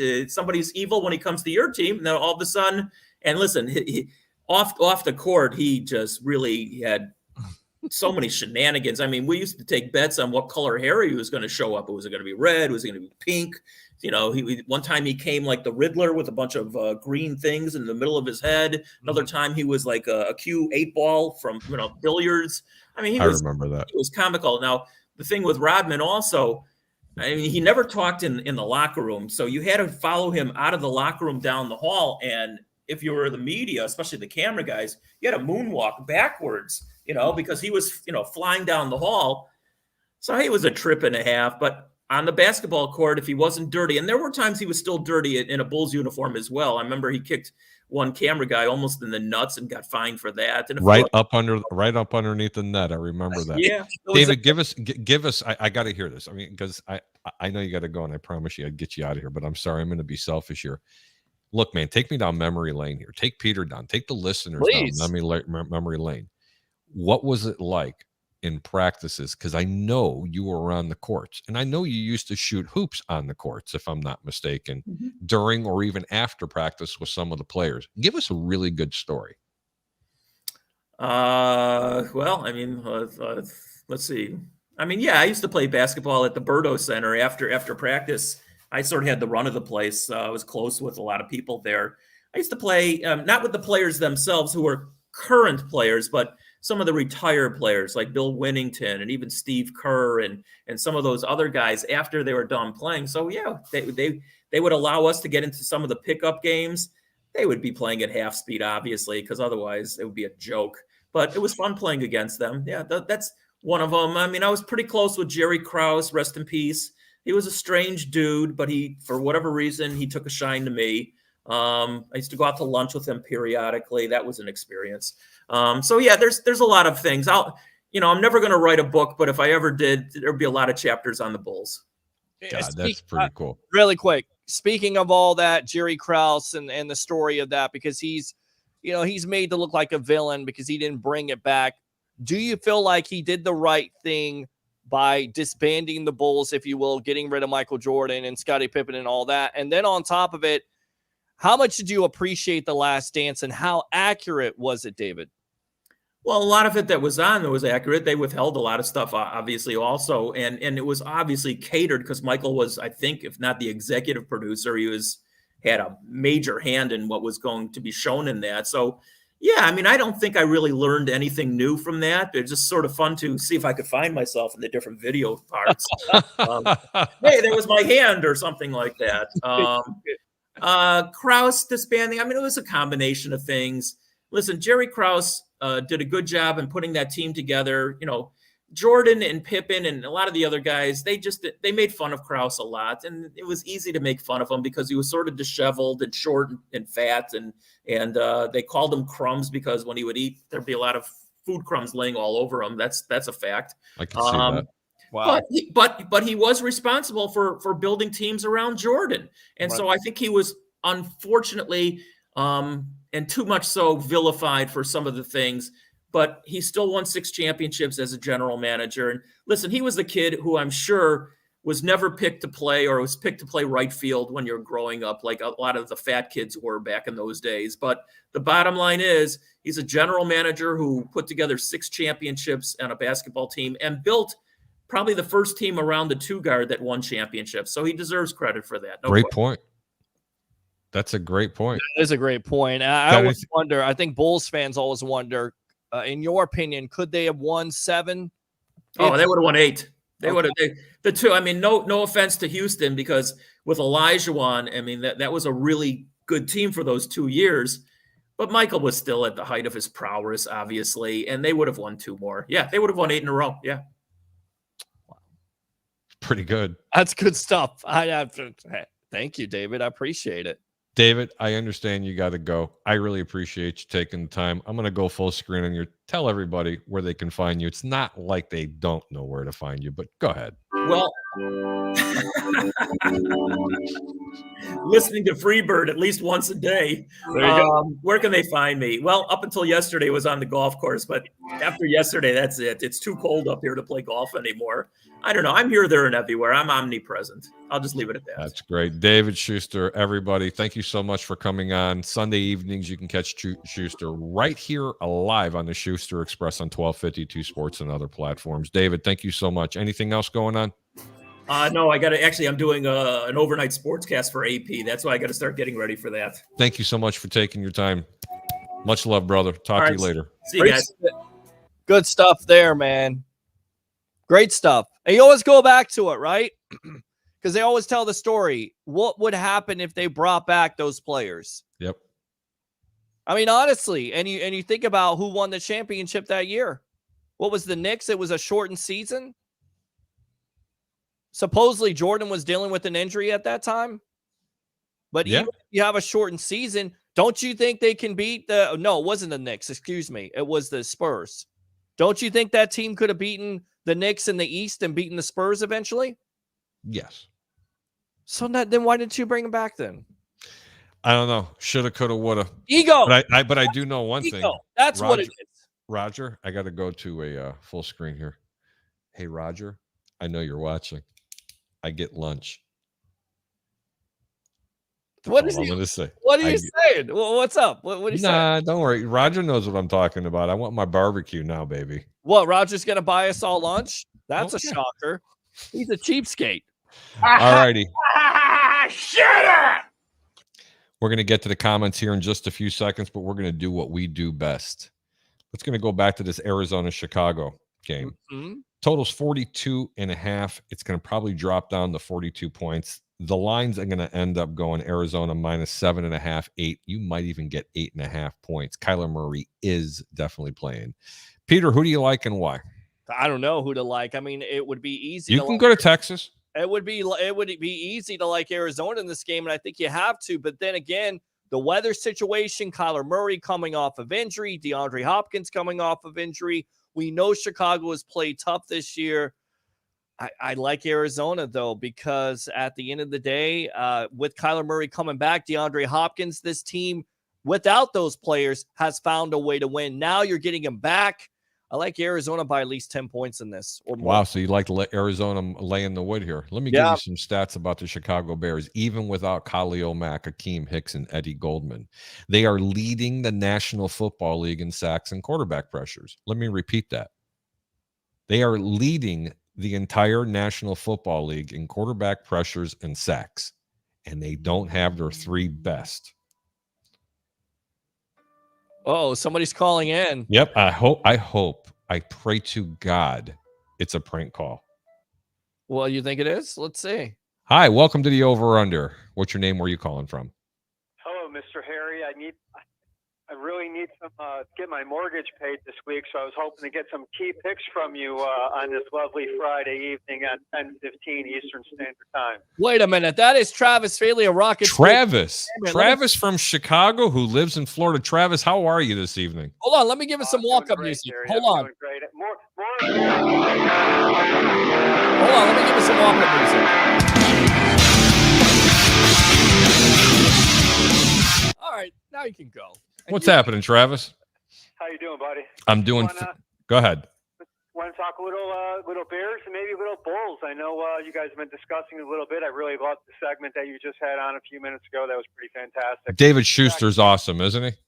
Yeah, the way that he was able to go and shoot hoops at the Berto Center with some of the the older guys. I mean, come on, man, you can't put a number on that. That's just fantastic. Sideline reporter for years, man. And I mean, come on, so many stories. Also to go talk to Crumbs Krause on the regular basis and sit down and have lunch with that guy and just pick his brain. A lot of people don't get that opportunity. That's a big get for him. No, they don't. Is there any game that's on your mind that you really like to know about? Well, I don't know. I mean, I know you were thinking that the Bears might have a chance to be in this game, depending on the weather and a couple other things, man. But that injury report's got to be a bit worrisome. It has been, and as I didn't allude to this, I just stated a fact. This team is leading the National Football League in sacks and quarterback pressures, and you haven't been doing it with Khalil Mack out, Eddie Goldman out for the most part of the year. Akeem Hicks, who's arguably their best defensive lineman, has been out. It's been a one-man show on the right side on the defensive line with Robert Quinn. And in the center, you've had, with Roquan Smith. The secondary's been doing an okay job. They've been picking on one of the corners. Jalen Johnson's been doing very well. Jackson hasn't been able to tackle anybody. So where's the pressure been coming from? It's got to be the backup players, and it's pretty crazy, to be honest with you. Good draft picks, by the way. Very, very good, solid draft picks on that defensive line is where it's been coming from, without question, Travis. Bilal Nichols has played some good football, and just overall, you look at the defense, and yes, they get tired because they're on their field a lot. But the one big thing, though, Harry, and this is why I do like Arizona, to cover, is the fact that they have multiple weapons back there going up against that very questionable Bears secondary. And granted, I thought Burns played fairly well in place of Vildor, but you're also looking at, you're playing up against Detroit, and they just can't get out of their own way. It's crazy how that game played out on Thanksgiving morning. Arizona doesn't do a good job covering big points. I'm going to tell you that right now. 2, they're coming out of their element. 3, they're going to be on grass, and it's going to be slippery because it's going to be inclement weather. I am actually getting pushed into a corner. You do not make money when you're gambling by taking the sexy pick. You never have. You never will. Bet the Bears. Make it a small position. But if you really want to know what I like the over 42 points. I think Chicago's going to put up 24 points. I think this game's going not over, way over. Wow. That's where the money should go. And that's where the Bears have a problem getting into track meet if they get into a track meet. You know it. I mean, they don't have arguably the lowest scoring football team in the last 3 years under the quote unquote offensive guru named Matt Nagy. But we would like to. What do you think about the rumor that's going around that Pace will stay? And name escapes me, but the guy from New Orleans would take over. What do you think about that? Well, you know what? That's a very interesting rumor. But then again, rumors are like assholes. Everybody has one. Well, that's just my opinion. An extra one on your show right now too. So I mean, tonight, so. Shut up! I'll tell you right now. Is it Sean Payton that's the New Orleans guy there, jackass? Is that who you're talking about? No, there's a lot of rumors that Sean Payton, that the Bears are going to try to pursue him because this is the last year for Sean Payton, the whole 9 yards. But that's exactly what it is. But let me explain something to you. Well, that's a good get, first and foremost. Because I understand it'd be an awesome get, but here's the problem. The Chicago Bears have never spent any kind of significant money when it came to a head coach. That goes back to Abe Gibran. You remember that fat ass that was sitting on the sidelines that he was smoking and chewing smoking, yes, chewing tobacco and drinking a beer on the sideline and couldn't even walk from the 20 to the 20. Wasn't he a part of the Tampa Bay Buccaneer organization? Go ahead. What year was that? God, that was in the early 70s. And then you had, let's just talk about Mike Ditka. Let's start with Mike Ditka. Did they spend a lot of money with him? No, he was a tight ends coach in Dallas. Yes, he was. Okay, who came after Ditka? Jeez. That's a toughie. There's where I'm going. I'm not even going to go there. And then you have Wannstedt, and then you had Duran, and then you had Coach Lovie Smith. They never brought in top tier talent or proven head coaches. So as far as I'm concerned, they have about as good as a chance of getting Peyton from New Orleans as they do as firing this head coach during the season, which they've never done one from before. So let's just get that out of our mind. Okay? Seriously. Well, it's interesting how that one rumor, that actual report that came out that just lit up the Chicago radio stations that whole week about, leading up to the Thursday game, that Nagy was going to get fired after the Thursday game, which once again, I think it could have been out there. I think it could have happened. I know, obviously, that they've never done it before. It could have happened, but I bet you they wanted, if it was, that seeing that report got out there, that ownership and management saved face by not firing Nagy and said, "Oh, you're gonna throw out a rumor? You're gonna do something like that? Well, screw you. We're not gonna do it." But I don't know. I don't think they were ever gonna do it. I think someone started that rumor because that is the most popular thing right now in Chicago is to get rid of Matt Nagy. Okay. Hold on. Go. But you got a real close second there, Harry, with this fantastic, young, explosive, needs some work basketball team on the city of Chicago right now. Another nice win last night against the Knicks. Yes, it was. Not switching bullets on you there, but man, no pun intended, man, that team is exciting, Harry. They might win, they might lose, but man, that team is exciting, flashy, throwing down monster slams. What a big, nice, fun win last night against the Knicks. I'll tell you what, man, the biggest acquisition was DeRozan, in my opinion. I'm sorry. I like Ball. I like that whole team, but DeRozan, he has been the difference maker, in my opinion. He's always Him been and able to Vooch. score. He's always going, been able to score in his career. I don't understand why people hate him so much. He's always been able to score. But going back to the Bears, they were never going to fire him. It was someone that just got 1 million likes. They've got a whole bunch of followers on YouTube, Facebook, and everybody knows where it came from. I'm not going to give the guy any kind of pleasure of even mentioning his platform, where he came from, and why, because he did that for a reason. There was no inside information. Zero. This was all contrived. That was just my own opinion. No, well, I appreciate and respect your opinion, Harry. I mean, you have a good thumb, a good finger on the button of Chicago sports, and you've been there not been there, but you know what I mean. You followed it for a long time, and so have I. So, I mean, I think I started watching Bears games in '77. Probably a little younger than that, but what I can remember was '77, and obviously, Walter Payton's my favorite player of all time, and that will never change. But I also think that with Arizona, with Christian Kirk, could have a big day. I was really hoping that the Bears would have drafted them back then. But I also like the Bears' chances more with Andy Dalton as our quarterback right now than I do with Justin Fields, and we talked about that the last time I called in, just because of the fact that he can read the defense and he goes to his second and third option and knows how to throw the ball away when needed. So I'll tell you one thing. I'll tell you one thing I really like about Justin Fields, though. He is struggling in the pocket, and he is trying so hard. His delivery is too long, number one, okay? And he's trying to scale the pocket. He's staying in that pocket as long as possible to be able to throw a ball. But, man, when he throws that deep ball, especially when he's rolling to his left or his right, you talk about precision. Oh, my Lord. I mean, when he makes some of those throws, I'm like, man, I really understand why they went up and got this kid. My Lord, can he throw? He's the anti-Mitch. He's got deep ball accuracy where Mitch, not to be an ass about Mitch, though, the two things that Mitch couldn't do. He can't throw the deep ball and he can't read defenses. That's it. I mean, he's having some success as the backup of Buffalo, but I don't think he'll ever be a starting quarterback in the league again. That's for sure. That's where you and I are going to differ. Next year, he will be the starting quarterback in the National Football League, and his career is definitely not over. But we're not going to get into the Mitch debate tonight.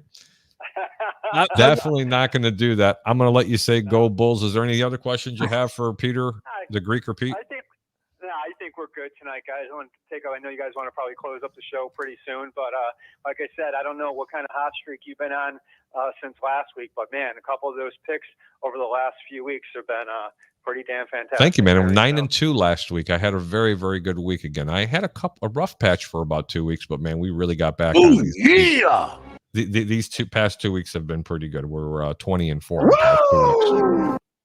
Well, you're not doing shows with the over and under with Harry the Greek for no reason. So keep up the great work, guys. Really enjoyed the show tonight of what I was able to catch after we went to Outback. That's a plug for Outback. It was fantastic on 4th Street North. So hoping to get a free dessert or a free bloomin' onion out of this call. So I'm going to post it and send it right to corporate at Outback. So there you go. Actually, what you know what's even better is Roger Shoe is going to buy the 4 of us barbecue, but that's for another time.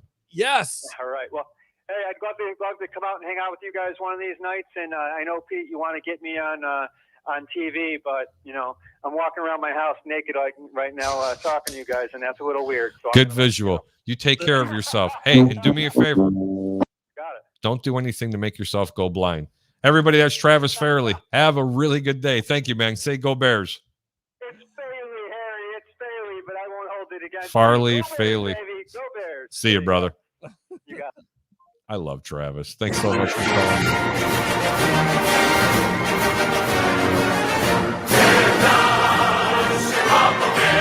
All right, there you go. That was pretty good. All right, now that we've established that, we only have another 100 games to go through really quick.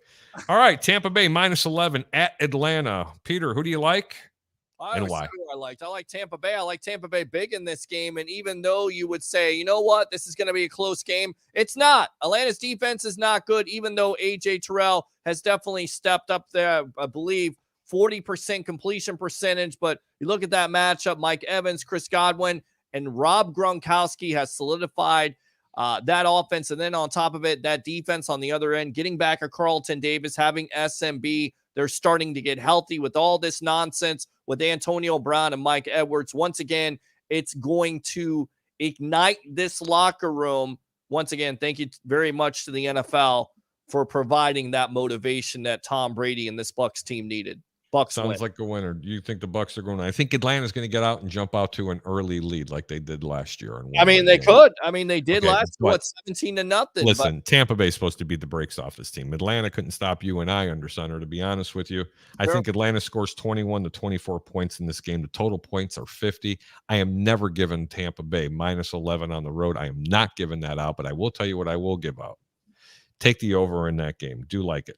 Chargers are at Cincinnati. Chargers playing mediocre football right now. They're trying to run the ball a lot more than they're passing. I don't understand why. Cincinnati's at home. Right now, they're -3. The total is 49. Cincy's favored by 3, totals 49. What do you like and why, Peter? I'll take Cincinnati 3. I like them. I like them over the 3, but I'll take it because you don't know what team you're going to get when it comes to the Chargers. Justin Herbert, 1 week is the greatest quarterback since sliced bread, and the next week he's not that good. But I like the Cincinnati Bengals. I like the big win last week over the Pittsburgh Steelers. I like how they're playing right now. And, of course, the debate will rage on. Who is the better quarterback, Justin Herbert or Joe Burrow? Make no mistake about it, ladies and gentlemen, Joe Burrow is the better quarterback, and that's why the Bengals win. Wow, that's a strong statement. I'll tell you what, you are absolutely correct about Chargers. You don't know which team you're getting, but I can tell you what team you're going to get with Cincinnati. You got a team with no defense, 0. They can't stop anybody. Offensive line, they didn't do anything in the offseason to address it. They have extraordinary 2 wide receivers. They got a really good running game. They got a decent tight end, and yes, they do have the Bengal Bayou quarterback in himself and Joe Burrow. And Joe Burrow. Yes, sir. It's a must-win game for the Chargers. 5 weeks ago, I was saying Chargers could have been the better team in the National Football League, especially in the AFC. Now they're just mediocre. They're just mediocre. You don't know what's happening. Their defense gets after them again. I like the Chargers on a small position getting the 3 points, but you know what else I like? The over. I like the over in this game. The over is 49. That's the one that I really like a lot. So I'm going to give you the double pick. How can you not like the over on that? The Chargers Absolutely. defense is terrible. The Bengals defense is terrible. But the Chargers defense isn't terrible. They're just not playing up to their capabilities, just like the Buffalo Bills. That is another team that's not playing defense like they should be. And that's for another conversation. But anyway, we do like the Chargers and we like the over. You ready? Washington football team at the Las Vegas Raiders. Raiders are a 1.5 favorite, totals 49. What do you like here and why? I'm passing on this game. I'm You're going gonna pass. I'm going to El Paso on this. I'll Yeah. tell you something. I'm on the Washington bandwagon right now. I kind of like them even on the road. Very, very small position. That's not the play. Play under 49, even without their 2 best defensive players for the Washington football team. They still will keep this game close. Tyler Heineke is playing just as good as anybody in the National Football League. He's probably got the biggest heart of any quarterback right now in the entire National Football League. Sure. Boy, is he playing with heart. What a game he played against the Tampa Bay Buccaneers. What a game he played last week to go ahead and win. Let me tell you something. This team's for real. This team's playing really good. They're not going to get some of their defensive players back. Would not surprise me they make a big playoff push. This is a must-win game. Raiders are playing pretty good football as well, and they're at home.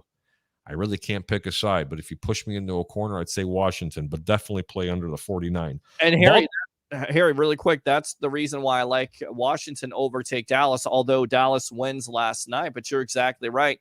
even without their two best defensive players, they're playing inspired football right now. Yes, they are. They're playing. Ron Rivera's got these boys playing really well. Let me tell you something. And Heineke, bro, have a Heineken for me tonight. Got it? And yes, I did. And Harry, you know who the defensive coordinator of the Washington football team is? Go for it. Jack Del Rio. He used to coach the Raiders.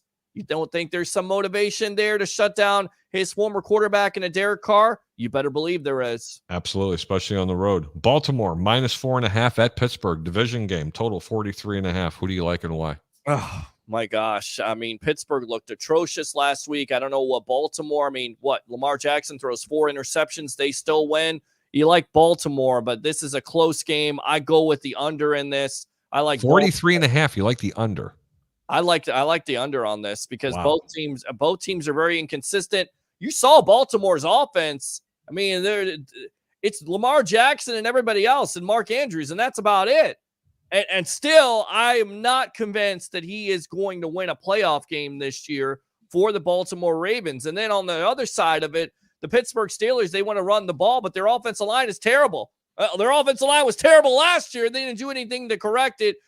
Their defense is also not that good because they've been on the field so many times because Big Ben is washed up, but still it's a division rival. Pittsburgh and Baltimore, 23-20. I could see something along the lines, maybe even less than that. And of course it's 43. So it would probably match 43.5. I do like the under as well. Rule of thumb, division games, anything over 4 points, especially 5. If you're the road team and you're a favorite, you're always supposed to be going playing the home team. And if you can't, you're supposed to go to where? Texas. And what does that mean? Pass on it. You go to El Paso. But I'm not going to go to El Paso. Play the under 43.5 in a small position. San Francisco's on the road playing extraordinary football right now. Defense is playing lights out. Offense is playing good. Garoppolo, the wide receivers, Deebo Samuel, the entire football team is playing really good. They're -3 at Seattle. Totals 46. Who do you like and why, Peter? Seattle's atrocious. They are absolutely atrocious. This marriage needs to be over between Russell Wilson, the Seahawks, and Pete Carroll. They look lifeless. I get it. They have DK Metcalf and Lockett, but right now, like you said, San Francisco is playing some good football. In fact, they're playing some wild card football because they have to be in this playoff positioning at the wild card. So I like the San Francisco 49ers to win this game. Giving you 2 plays here, and I'm going to give you an opinion. San Francisco, lay the wood, lay the 3 points, play the over 46. Seattle loses this week. Say bye-bye to Pete Carroll. He's getting fired this week. I think Pete Carroll is already done. I think he's dead. I think he's getting fired. Oh, you How think about he's getting that? fired Okay. this week? You do not let your franchise quarterback not feel comfortable as your quarterback and what he has done for the Seattle team, for the Seattle and the city, for the team, the organization, and the city. Sure. Pete Carroll is a big reason for this. And when that quarterback wanted out and Pete Carroll wasn't adamant about trying to show him much love and support, and you're not winning, he's done. That's just my opinion. Pete Carroll doesn't survive it this year. I just can't see it. But Harry, in the same breath, here's a quarterback that's complaining about this organization not helping him out. Once again, take less money and provide that opportunity. I don't know. It's a blueprint by Tom Brady. It's worked for so many years. Take less money so that organization can go out and help you out. But without question, Wilson was right. The offensive line is atrocious. They have no running game. And the offense, to me, is antiquated. Yep. Denver at Kansas City. Kansas City is at home. Kansas City's -8.5. Totals 47.5. Who do you like and why, Peter? Oh, I like Kansas City in this game, but I don't know if I like 8. Denver has really surprised me. In fact, they surprised me last week by defeating the Chargers. They continue to stay in games. And to me, that is a direct reflection of Vic Fangio. He continues to get this team prepared to play, even though they don't necessarily have the talent, even though they don't have Von Miller. They continue to make it close. I like Kansas City, though, and I tell you right now, I would lay the wood in this game for the You Chiefs. like Kansas City -8.5. I'm going to tell you why I like the Kansas City -8.5. Because this is the first time that I've seen Kansas City play against anybody that the total points haven't been 50 or more. It's 47.5. Let me repeat it, 47.5. Do you know why? Because Kansas City's been winning because of their defense, not because of Pat Mahomes and the offense. They're still turning the ball over a lot. Correct. Okay. He still has a lot of those bad habits and the same idiosyncrasies that when he rolls out, over 90% of the time, he rolls to his right. And another 30% of the time, instead of throwing downfield or to his right, he's throwing across his body. You don't do that against a Vic Fangio-led team. I can tell you that, especially a defense. No. Okay. That's why Kansas City has been struggling, but their defense is really starting to light it up. Let me tell you something. They're playing really inspired football. They are slowly but surely becoming the team to beat back in the AFC, where 4 or 5 weeks ago I was telling you, why is this team favorite? What have they done to be favorite in any football game? You remember many of those conversations. Correct. Well, you know what? I wasn't wrong about that. No. But when you start playing good football, right, I have to bring it up and show you. I can only show you what the good Lord gave me these 2 eyes for. Sure. And the other 2 that are on top of it when I'm watching. I'm very impressed with what Kansas City's doing. I'm more impressed because of their defense. Make a small position on Kansas City minus the 8.5, but play the under 47.5. Okay. That's what I like. There's going to be about 5 total turnovers in this game. And I'm going to tell you right now, 3 of them will be Kansas City. And I still think they cover the 8.5. Very small, but I love the under. Okay. Good stuff. And Chris Jones and Frank Clark, that's the scary thing because they're playing inspired football. Steve Spagnuolo has them playing great football right now. Yep, that's true. Hey, and you know what? I got some real barn burners here, buddy. You're going to love this. Love this. Love it. Minnesota minus 7.5 at Detroit. Totals 46. Who do you like and why? I mean, every game, right? The Lions stay in it, so most likely it'll be a close game. The Vikings will be without Dalvin Cook. Kirk Cousins has surprisingly played well this year. Career year, sir. Career year. Yeah, I mean, 7.5 point favorites. Do they beat the brakes off this team, or is it close? What do you like? Are you you going know to Texas? I'm going to go with the Vikings, and I'm going to go with them to cover this. And I'm going to help you out here, Peter. Ignore exactly what he said because you're not making any play in this game. We are both going to Texas, and I'll explain it to you later. Why? Yes, we are. We're going to Texas. You can't do it. You can't lay 7.5 points in a division game. I don't care what it is. If it's too good to be true, it's not true. Correct. There you go. If but you, you're the Lions. You can take the sexy pick if you want. There's no Dalvin Cook. What's to say that they go zero pressure and they go zero package on defense and start blitzing every single time and they get okay. Let's just say they burn them 2 or 3 different times. Mm-hmm. What happens when they knock Kirk Cousins out of the game because they're not starting to get pressure? Because you know what? Minnesota's offensive line stinks. It's not good. And their defense isn't that good either. And you don't have a running game. And look, man, there's too many things for me to tell you. I'm just not going to fall into the trap and give people Detroit. I've actually leaned toward it because there's too many points in this game. And the reason why they're 7.5 point favorites on the road is because they just beat who? Who did they just beat? Who? Okay, they just beat arguably one of the best teams in the NFC with the Green Bay Packers, correct? Right. It was a close game. You were right about that. They also did very, very well against the Arizona Cardinals a couple weeks ago, correct? On the road. Absolutely, they did. Okay, This is a trap game. Stay away from it. Trust me, stay away from this game, ladies and gentlemen. Game? If you can't bet Detroit, stay away from the game. I'm not giving the pick out, so stay away from it. All right. Another barn burner. Indy, who could have beaten the Tampa Bay Buccaneers. Great football game. Great heart. Turned the ball over a ton of times.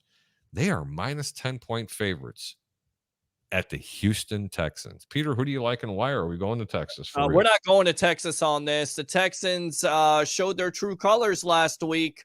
The Colts are going to win this game. Jonathan Taylor is once again going to score a touchdown, which would be one of the first in NFL history. 10 consecutive games were with a touchdown at that point. And of course, the guy was stopped last week from getting his 100 yards from that Bucs defense. The Texans have played inspired football with their defense. They're not going to stay in this game. Indianapolis is going to win. I agree with Peter. Houston jumps out at an early lead on Indianapolis. By halftime, this game's going to be a lot closer than what you think. Lovie Smith's got this defense playing really well. They are going to force Carson Wentz to throw the football. The DBs for Houston are pretty decent. They do have a pass rush, and they can stop the run. They will get after Jonathan Taylor in this first half, Peter. They're going to try. But I promise you, Indianapolis's defense is going to smack them around. They're going to get some short fields in the second half, and Indianapolis ends up blowing them out. This could be a two-part pick. You can take Houston plus the 6.5 in the first half. Very small. And then just absolutely just mortgage the house in the second half. Indy does beat the brakes off this team. First half's a different story. Right. Houston plays inspired football. That defense is actually playing pretty well. It's not speaking out of both sides of my mouth. Those are actually very smart plays. Small position on Houston in the first half. Expect a tight game. Second half, expect something totally different.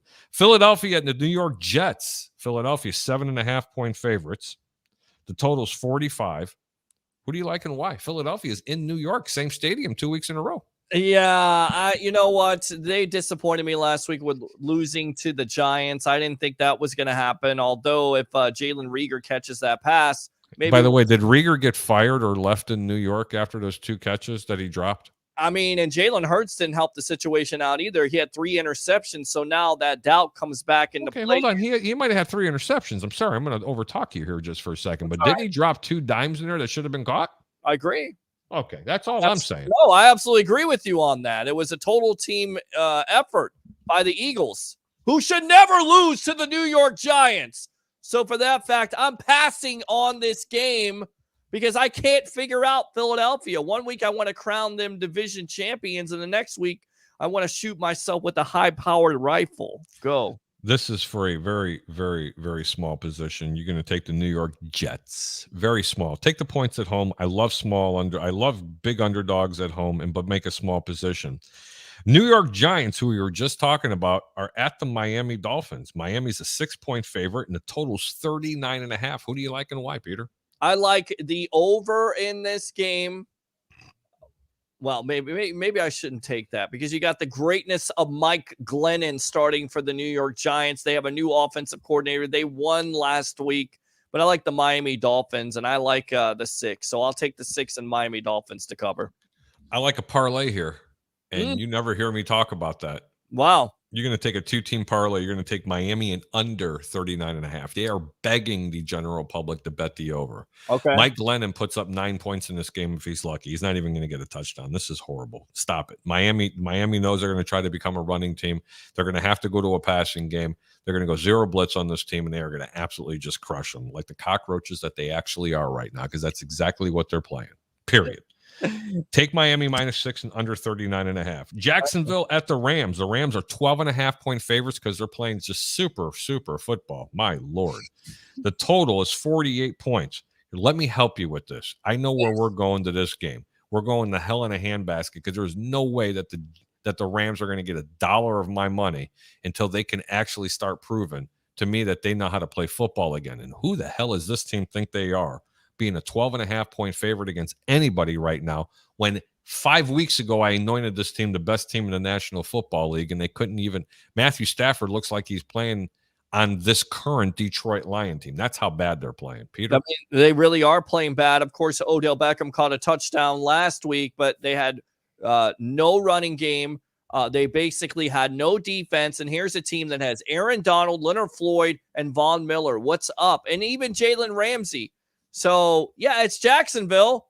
Do you think Jacksonville could pull the upset in this game? You got to like the Rams, don't you? You got to like the Rams to cover the 12? No? No, zero chance. They're not playing good football right now. Stop it. But stop it. That's again, Peter, that's the sexy pick, are the Rams, correct? Mm-hmm. Are they playing good football? No, they're not. Okay. Is Jacksonville playing better than they did in the beginning part of the year? Yeah, a little bit. A little bit. Okay, and they're on the road. What has Jacksonville got to lose?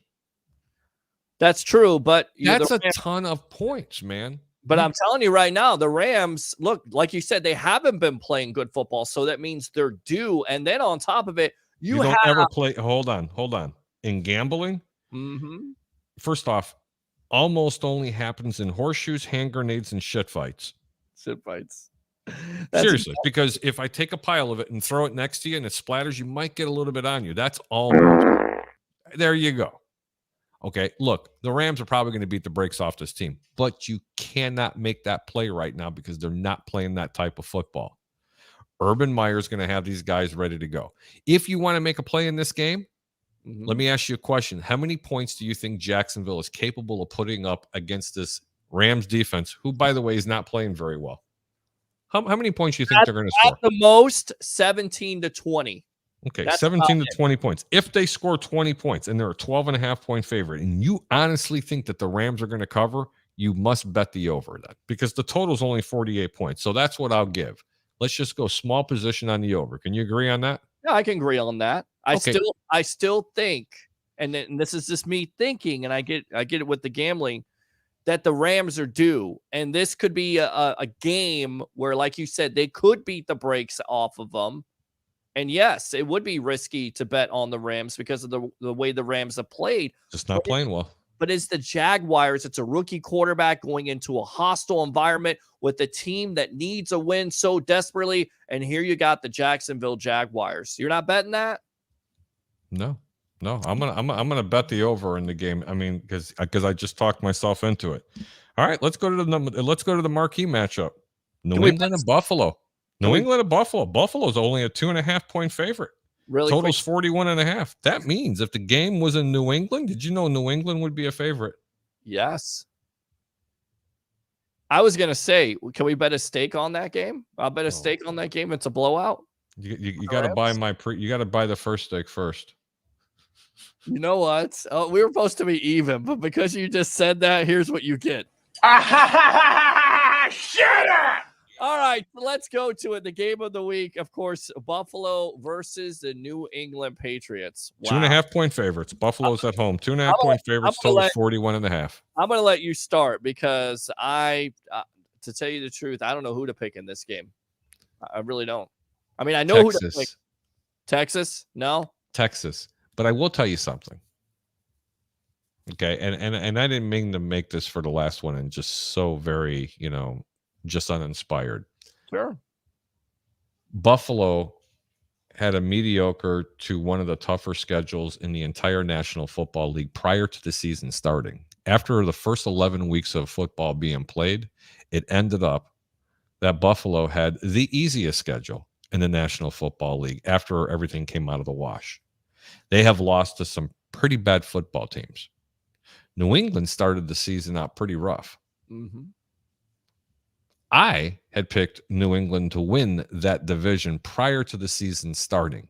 I actually have a proposition bet with the New England Patriots actually winning that division. Wow. This is a must win for both of these teams. This is going to be a very fiery type of game. So what do I like? Let's break this down. New England definitely has a better defense. Or do they? Yeah, they do. I could tell you they spent over $100 million making sure that did happen, and they're starting to play football together. Huh. How about the offenses? Buffalo's got Josh Allen and Stephon Diggs, a running game that they never used. They got a decent tight end. Oh, New England's got a rookie quarterback in Mac Jones. Who do you like? I don't know. Because I don't think that Mac Jones is all that in a bag of chips. He is a decent quarterback in a fantastic system that fits his skill set. I don't know who to pick in this game. I watched both games, did the tape work, did everything I possibly could, and I still can't give you a concise answer. But I can honestly tell you this. The total's 41.5. I do not know which way to go. I have to go to Texas. I apologize with this. Peter. I agree, but if you're all about momentum at this point, one team is on the incline, and the other is on the decline.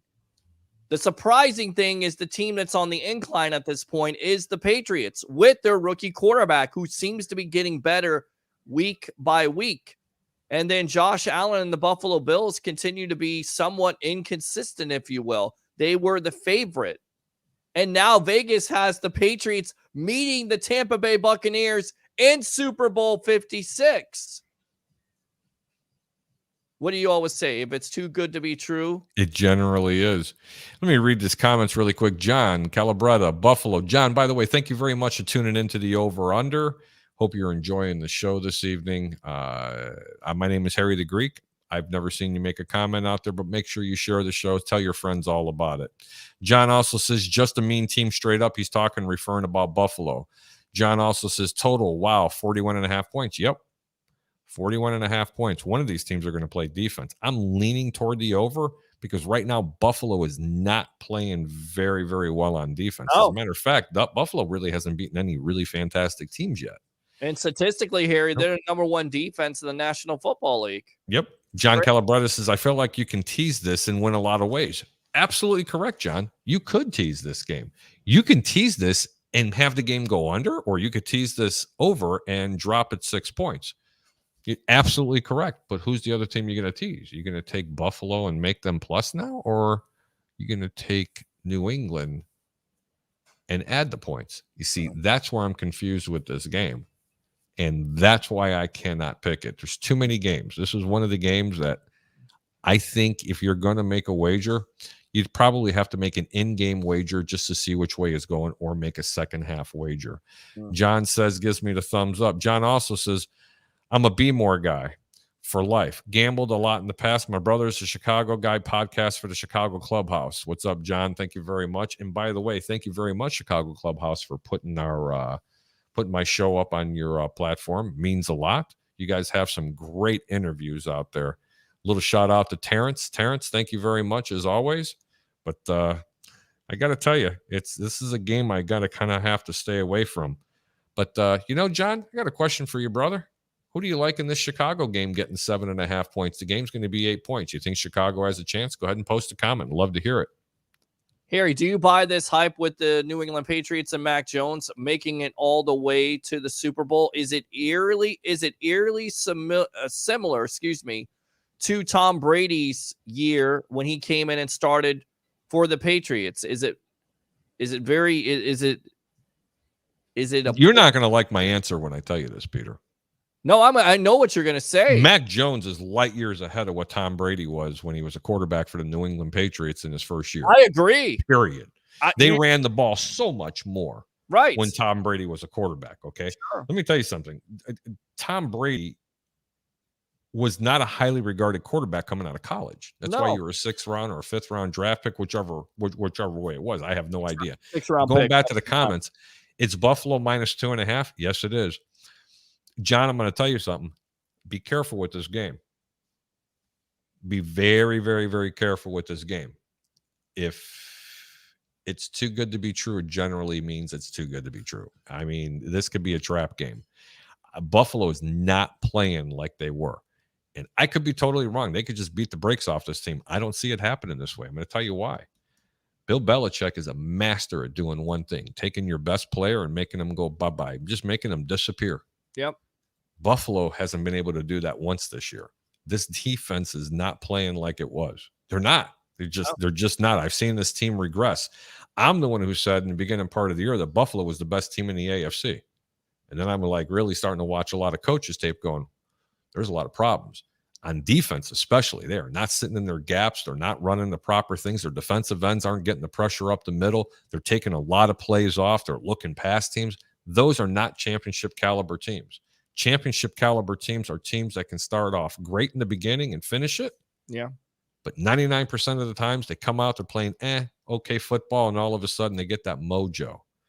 And let me tell you something. It's all about that momentum, man. And right now, New England's got it rolling. I'm leaning toward New England, but I can't do it. Just cannot do it. Yeah, I'm rolling towards New England too. And I tell you right now, they can play bully ball. They can run the ball. They can make Jones a DLG quarterback, but it seems like he's more than a DLG quarterback. He's making a lot more throws. They're opening up this playbook a lot more. They're using the weapons. And then on top of it, I love the defense they're playing. They're playing Belichick defense. They're running the ball. They're going back to what Brady and them did in his infancy as a starting quarterback. Yep, and absolutely. It can win in this league. And I feel like we're setting up for eventually, as crazy as it sounds, New England versus Kansas City in the AFC Championship game. It very, very well could be. And if New England makes it there, that's going to be a really, really tough fight because New England's defense is starting to play again. Yep. John Calabretta says, I think Chicago went straight out on the money line. I'm not sure why. It's just one of those guy feelings. For instance, I did not even watch the Baltimore-Miami game because I had that same feeling. Well, you know what? Totally get it. I'm also the guy that's always taking the home dog. I'm right there with you. I have a funny feeling that Chicago can pull this upset. I'm going to tell you right now, Chicago jumps out to an early lead. It all depends on how this defense plays. Slick field, a little chilly. They're out of their element. I'd feel a little bit more confident if Eddie Goldman and Akeem Hicks were playing. I sure love to know that. And that's why I'm not really giving out that game. But I do appreciate all the comments. John Calabretta says, very, very good point, Pete. Thank you. John says, gut feeling. Nope, I completely get it. Peter. Yes, sir. It's been long enough, my brother. 2 hours. We're talking about football, basketball. We never talked about hockey. We talked a little bit about baseball. We talked about Eddie Goodell. Again, I thought that was good. I hope the people are out there. I want to say thank you to David Schuster for go ahead and appearing on the show. Thank you for sharing some of that stuff and going down memory lane. All the comments out there. To the phone calls that came in with Travis, Roger, appreciate it. John, appreciate all the comments coming through here. We did read everything that's out there. The fake Antonio Brown, the fake Troy Polamalu. Love all you guys. It's really, really a lot of fun. But you have to tell you, if you're watching this show, in order for us to grow, you must do two things. You must hit the like button and you must hit the share button. Put this on someone's newsfeed. This is how we grow. Not asking you for anything other than your support to make us continue to grow. Peter, tell people where they can find you, brother. Absolutely. It's the evolution of sports talk television. It's the Sports Web live on NSPN. I Love St. Pete, Monday and Wednesday nights at 9 o'clock, live on those platforms. And of course, go like and share the Sports Web on YouTube. Get on there and do three things for me, guys. Bring your passion, bring your excitement. Just don't bring any nonsense. I'm your host, Peter Blake. Giving you something to think about. Very good. Always talking about that, man. No, seriously, man, it's been a lot of fun. You got any questions for me, Pete? No questions at this point. I mean, again, it could be a big upset week. We could be, trying to, we could be trying to give you some money at this point, and it happens in the NFL. It's not for long. And there could be some upsets this week, so don't be surprised. And maybe it's Arizona and the Chicago Bears with Andy Dalton starting. Who knows? Absolutely. A couple of comments, but Bama and Georgia. And John Calabretta says, a few things I don't do. Bet against my home team, my diehard team, and Nick Saban. I would agree with you 99% of the times. That's why I very rarely bet for my home team. I do have a gut feeling. I've made substantial money this year taking the Chicago Bears against Detroit, against Cincinnati, and I forgot the other one. Actually, I haven't lost one game against Chicago that I bet this year. Well, either betting against them or on them. But I will tell you one thing, John. I love Georgia tomorrow. How could you? Alabama shouldn't even be in this position. Well, I mean, should not even be in this position. John also says, sorry, Harry, I meant you were making some great points. John, it's all right, man. Anyway, I want to thank everybody for tuning into the Over-Under here on 1252 Sports and every other platform. Special thanks to Terrence over at Chicago Clubhouse Podcast. Thank you for go ahead and let me taking care of it. And everybody else that's letting me go ahead and go through this on the platform. Make sure you share the show. We're going to see you on Friday nights, every Friday night with my co-host, Peter Blake. I'm your host, Harry the Greek, on the Over-Under. And remember, as I always say, keep your bets low and make sure your returns are even higher. Have a good evening.